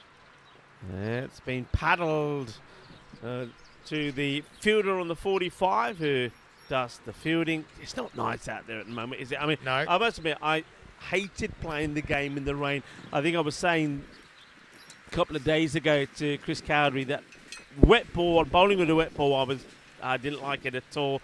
I didn't like running through sawdust when you're bowling. The seam on this, we actually felt the ball at the end of the first innings, and the seam was like I've noticed, it was soapy. In my opinion, that's hit well, but it's going to be great fielding. That's great defensive fielding. Watches the ball all the way, and well, I tell you what, great work from the diaper. Diaper gets dirty. This diaper is not well. leaking anything, including runs. Yeah. Don't want leaky diaper. That's such a good stop. It really is honestly, great cricket. The thing is, what I like about this fielding effort is they've been prepared to do the right thing and hope for the best, But, good bowling. Was there a little bit of an edge on that? I believe so. They think about 2, but they're not going to get it. They'll get 1, but again, yeah, another entertaining king over. Going back to the balls, I think the pink and orange balls, more than any other, for some reason, suffer. Soak it up. With sort of wet weather more than any others. The white one is also a little, whereas the good old-fashioned red balls, not so much. The pink ones are kind of painted like white balls are painted. Red balls are dyed, and it does affect kind of the properties and how much the water gets retained in the ball. Vinny, it's time for a change. All right. Change of what? You know what? You know who's coming on? You tell me. The diaper. The diaper is on.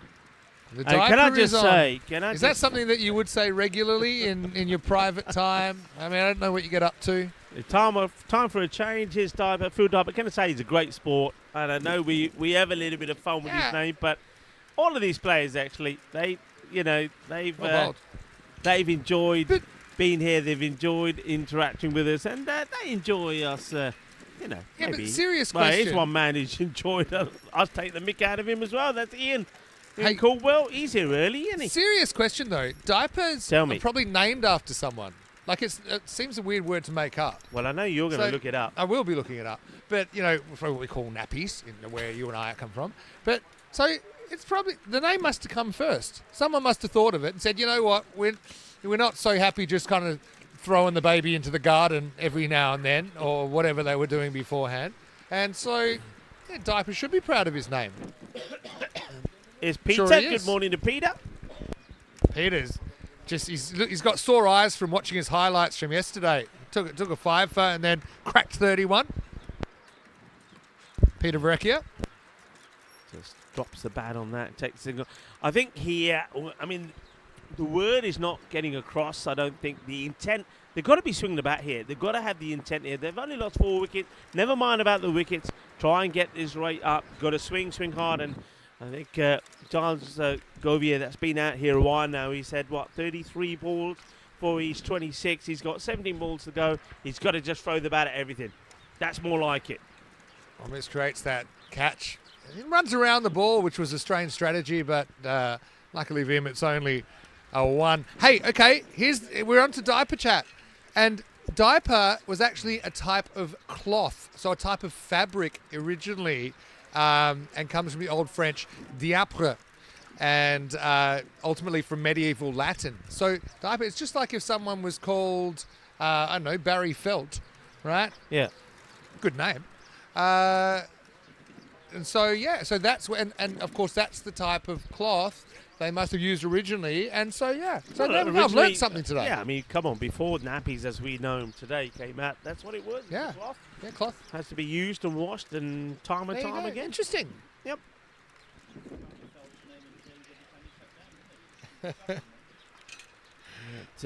Guided away, got a double up here really. Chase is on, fielder is after it. It's going to be Greg Struthers. Aussie's done well because he searched exactly what I've searched for, and he said the same thing basically. From medieval Greek, he said diaspros.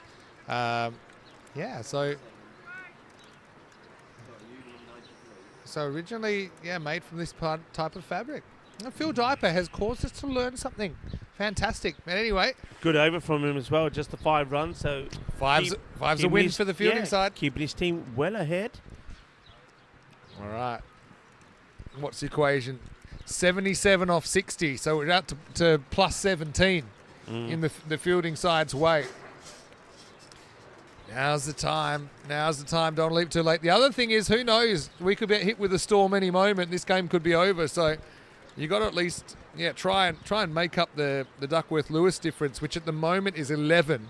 So, that's a good way to look at it. The DLS par right now is 88. There's 77. They're 11 behind. So, you're not going to do it in one hit, but you need to be aggressive now, even if that, I suppose, risks you losing a wicket. Look, I would reckon, Vinny, that they're probably, if they're going to get kind of evens, the way they're going to do it is not in 1 over, not in 2. Probably need 3 very good overs to get to sort of evens and start to take control here. So you're right, 1 over is not going to do it. They need a handful of good overs. But at the moment, I mean, what's the best over that they've had? Well, they started with the emergency number 999, didn't they? The first 3 balls, I believe. Ooh, and then after that, it go. went all wrong.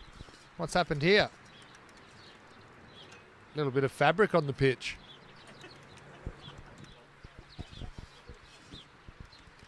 Uh-oh, that's the sound of thunder. Watch out. Probably would have been a wide, I reckon. He went and met it, but happened to hit it straight to the fielder. But seeing that shot again, he got into lovely position, but just didn't follow through, didn't hit through the ball. He just guided it. You gotta realise you're in a position now where you've got to really go after it. Got to muscle it. Yeah, now he wants to run. Fair enough too. Actually gets through the field. Probably has to turn for 2 here. Well, he's been forced to go for the 2 in the end. If it was left just to the batters, I think they would have settled for the single. But the teammates calling from the dugout. You hear that sound? That's that might be a plane. Okay, fine.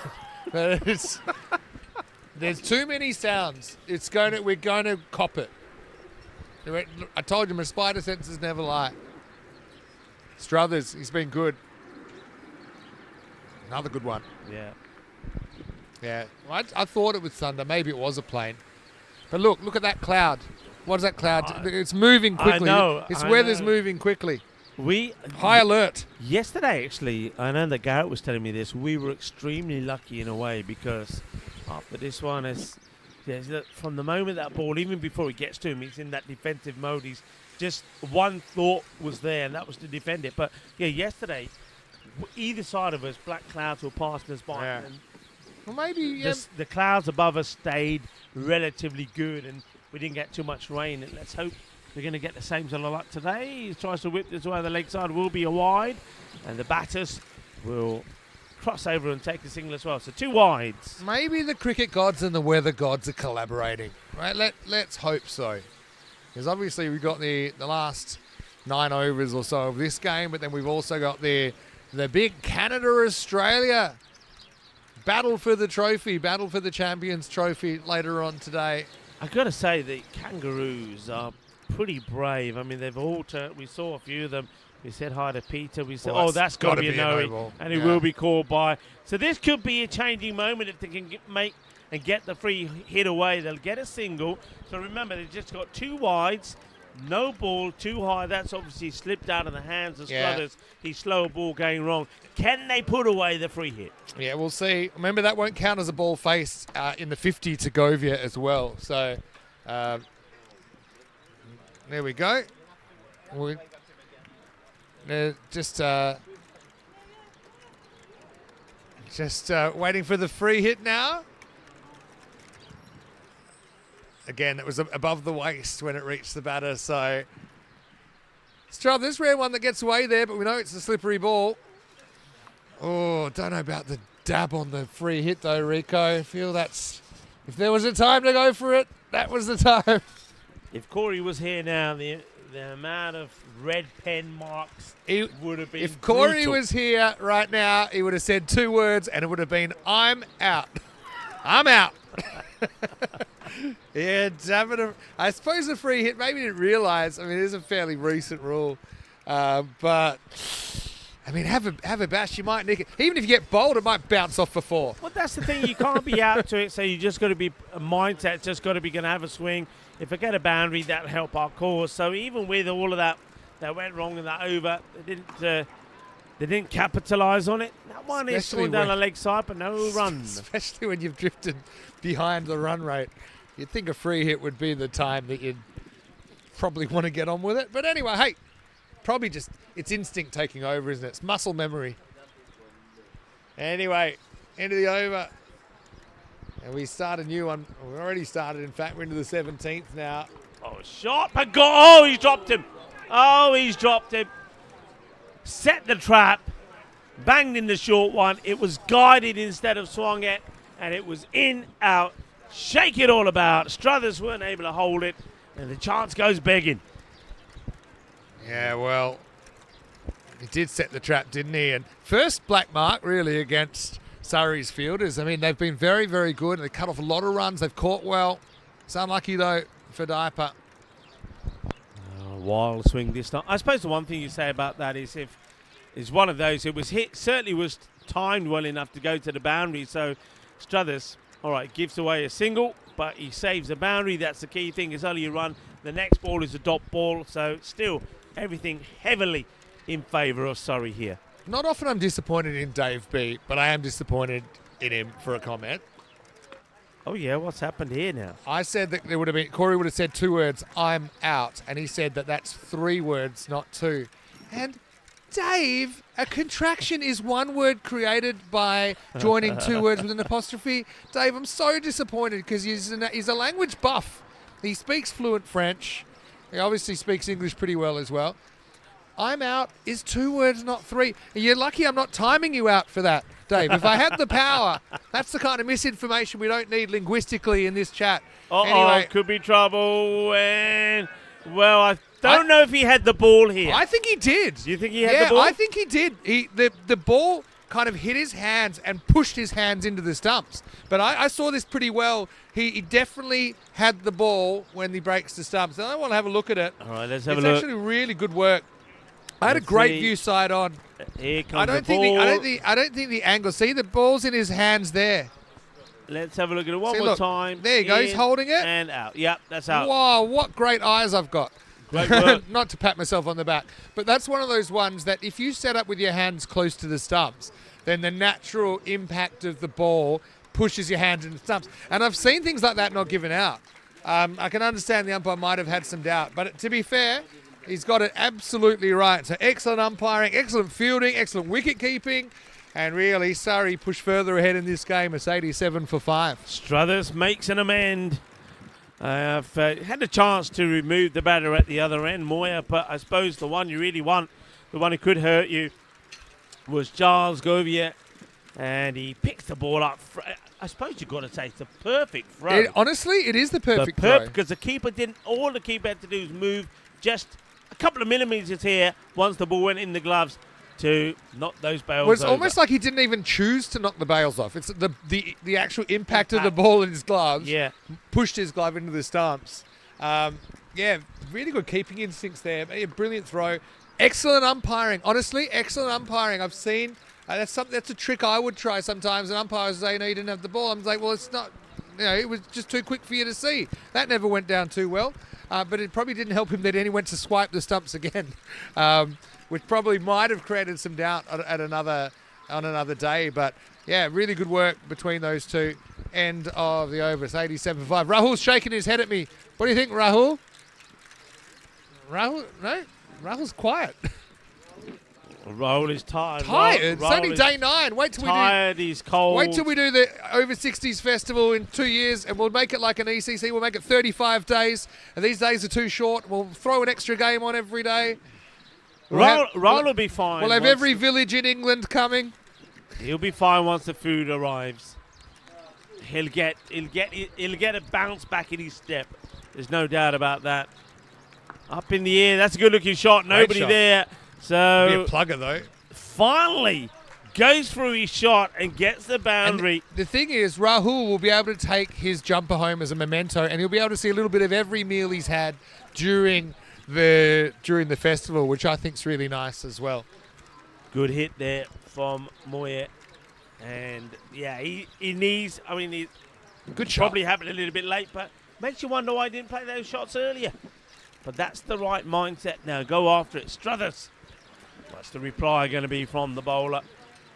And I think he's... See the batter having a look at the umps. The umpire says, no, that's fine. Moya, to be fair, wanted the wide there. He's been pretty lenient on the leg side wides.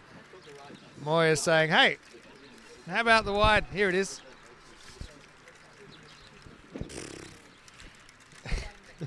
Yeah, if you I mean, he does, I suppose, slightly shuffle, but yeah. The good news is for these two teams, this is their last game, and they will really appreciate when they're dry for the rest of the day. And they're warriors. I mean, I used to love playing in the rain, not necessarily cricket, but other sports, because you feel like a real tough sports person when you're doing that kind of thing. Shot. That's more like it. Gets a swivel on this. Lovely, jubbly. A little bit of, as this goes to the boundary. So, just seen a couple of boundaries in this over. Are they waking up here? Are we going to see a charge now from Kent? Beautiful shot. I worry about from Hackshaw. I hope the Kangaroos are waterproof. I mean, where we come from, this doesn't happen. There we go. But they've been pretty good so far. They've dealt with the conditions. Canada, they've been called the Moose. Is it Moose or Mooses? They're talking about the Kangaroo versus Moose battle in the final later on today. But surely the Canadians are a bit more used to these conditions. Moose. Tossed up and misses out on this one. Noticing here that Struthers himself has cut his run completely short. Vinny, the only thing that concerns me here is I know that they're playing through rain and it's not the heaviest that it's been, but this consistent non-stop rainfall has to be taking a toll on the surface. True. As that gets played away. So we may get to a point. I mean, I'm looking at certain parts of the ground. The brown patches appearing in front of us to the left. I mean, it's going to get to a point where it's going to get too wet. Oh, what's happening here? I can see why you and Garrett have been massaging each other all week. And I'm totally understanding why. I normally don't like getting massaged because I feel like I should be enjoying it more. But maybe I just haven't had the silky hands of the big ox giving me just loosening up my shoulders. Thanks, Garrett. That was great. End of the oval. I don't even know where I am anymore. 97 for 5. So they've got 7 overs to get 57. 8 and over. Can be done, Rico. Can be done. But you got to start winning overs. Well, Eight's your par now. That last over, from my calculations, went for 10. So it's much 10's better. more than 8. Bowled him. Oh, Yeah. will you believe it? He might have chopped on there. It's just flicked the stumps and he's on his way. Hackshall looked good, hit a boundary, but his stay's brief, and it's 97 for 6. Diapers knocked him over, chucked the foot in style. And, well, he played a nice shot for a boundary, didn't he? Did Hackshall. But I like the fact that Hackshall's gone out there and tried. The intent's been right. He's tried to do the right thing. He's not tried to block. He's tried to hit the ball. He did hit one beautiful shot for 4, but that's what they needed. They needed it a long time ago. You can't blame the likes of Neil Hackshall.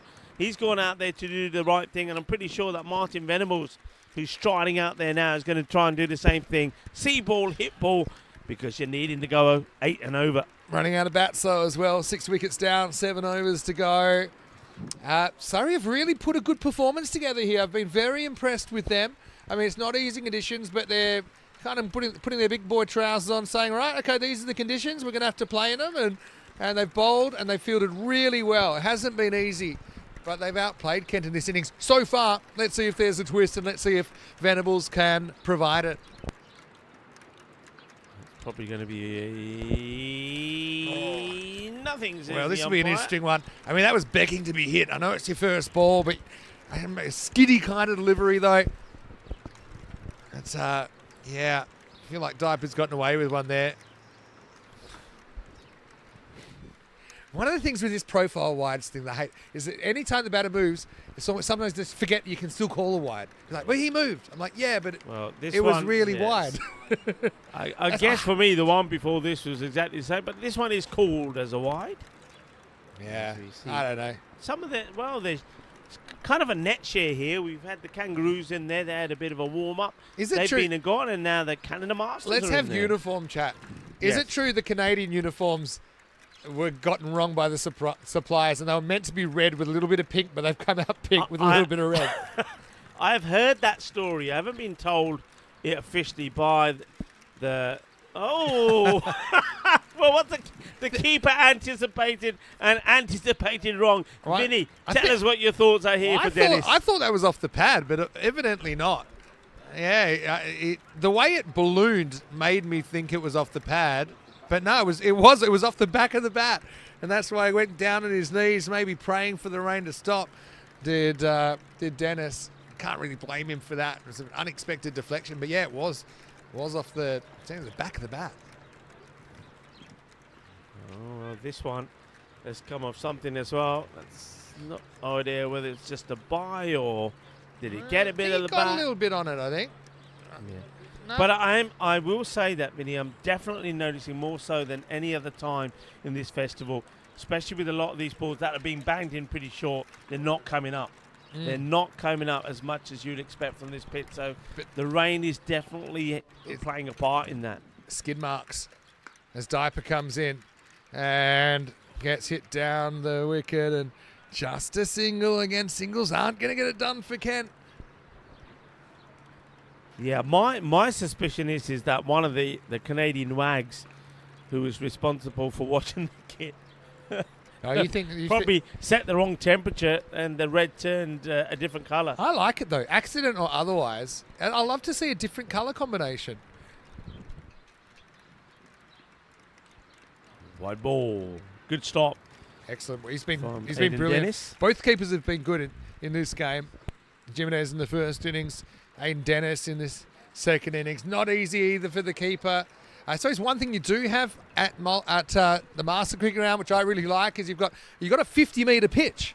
So you got the 22 yards in the middle, but you've got a lot of bowler run up and keeper area that is artificial as well. Gives you better footing when it does get wet. It helps you on balls like that, because the balls bounce just in front of you are a little bit easier to negotiate off the artificial surface. That's the end of the 19th over. 102 for 6. So 36 balls remaining. 52 runs required. I mean, again, in another format, we'd say, right, it was 50-50 game here, but Yeah. just finding it pretty hard to find the boundaries. and not too many extras being bowled, relatively speaking, by the Surrey bowlers. Yeah, Moya 15 of 22. He has hit 1-4. It was a great hit actually when he decided to go over the top. He's been joined out there by Venables. Hasn't had too much of the strike as yet, but Moya holds the key. Venables stays and will start on strike. Struthers, and is going to go back to the longer run up again. It's not Struthers actually. They're going to go back to Bull. So Bull will bowl, bowling from the opposite end from where he started. That rain, it's just consistent, hasn't stopped, and I'm just having a look at some of the fielders. I mean, John Thornton on the boundary. He's like a drowned rat at the moment. He really is. You can see until the bowler starts running in, he's kind of cradling himself to stay warm and stay dry, and then reluctantly walks in as the bowler runs in. It's not fun being out there at the moment. I suppose the only fun at the moment for Surrey is that the way things stand, they're winning this game pretty comfortably. Well, Thornton, he's got work to do here. And look, even the way the ball is now moving around the outfield, like that's been hit pretty well. As soon as it hits the ground, it slows right up. It's getting a bit nasty there, Vinny. It's getting a bit nasty. And I think you're getting to a point now where you got to kind of say, is it worth it?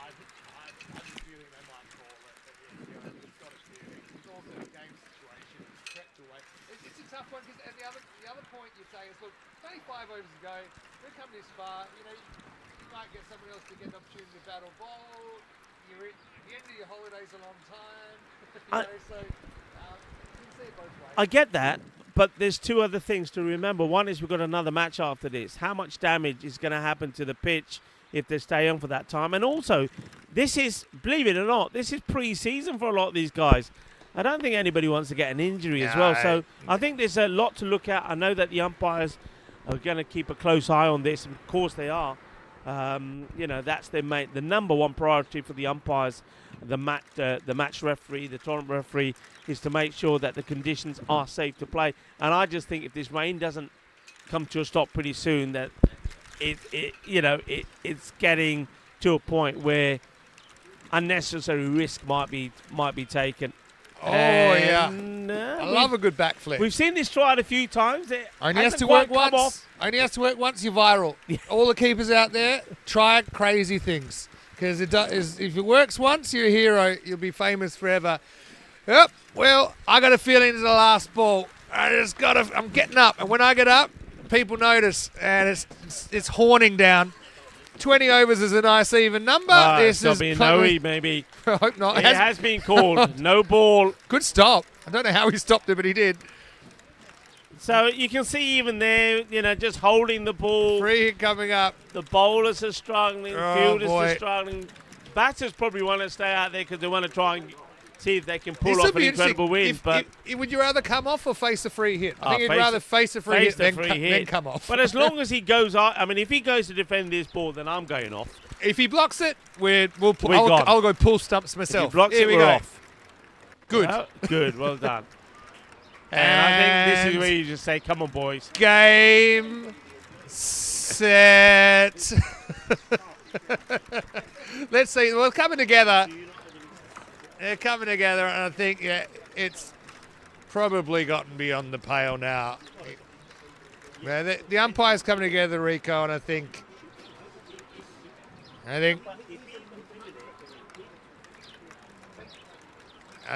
to be honest, what's the equation? 46 required or 5?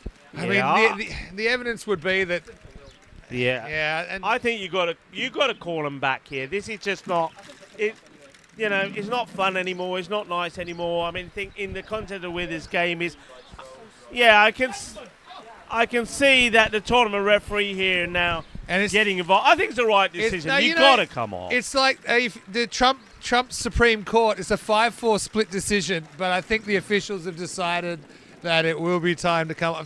I think you got to go on the conditions. It's even heavier now than it was a couple of minutes ago, and you hate to see the game end this way, but let's put it this way. Kent had plenty of opportunities to kind of change the narrative in the last few overs. They haven't been able to do that.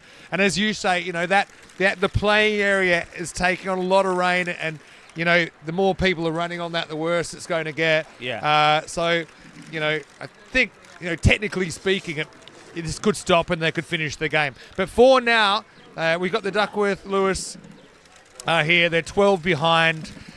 So if it was to finish now, it would be a 12-run win to Surrey. To be honest, Surrey, they deserve the win for me. I think they outplayed their opposition. It's only really Clayton that stepped up for Kent, let's be honest, in the first innings. He retired unselfishly.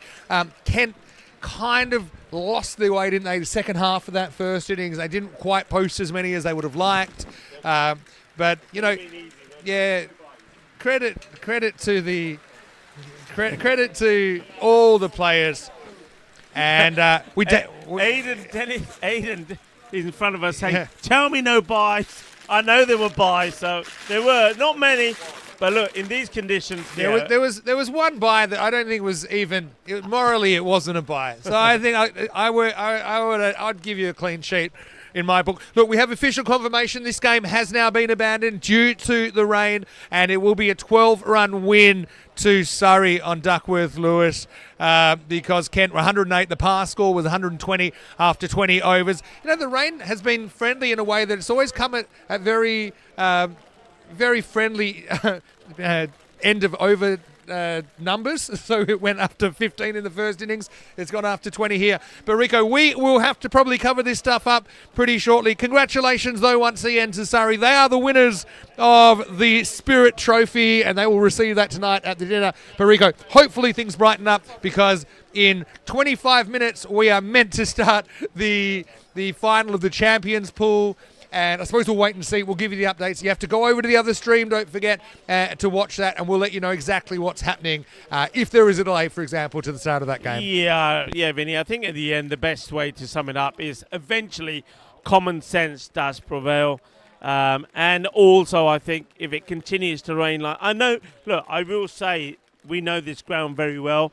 It's sometimes like a giant sponge. It does soak up the water, but it needs to stop raining, and then I think you need probably at least 15, 20 minutes.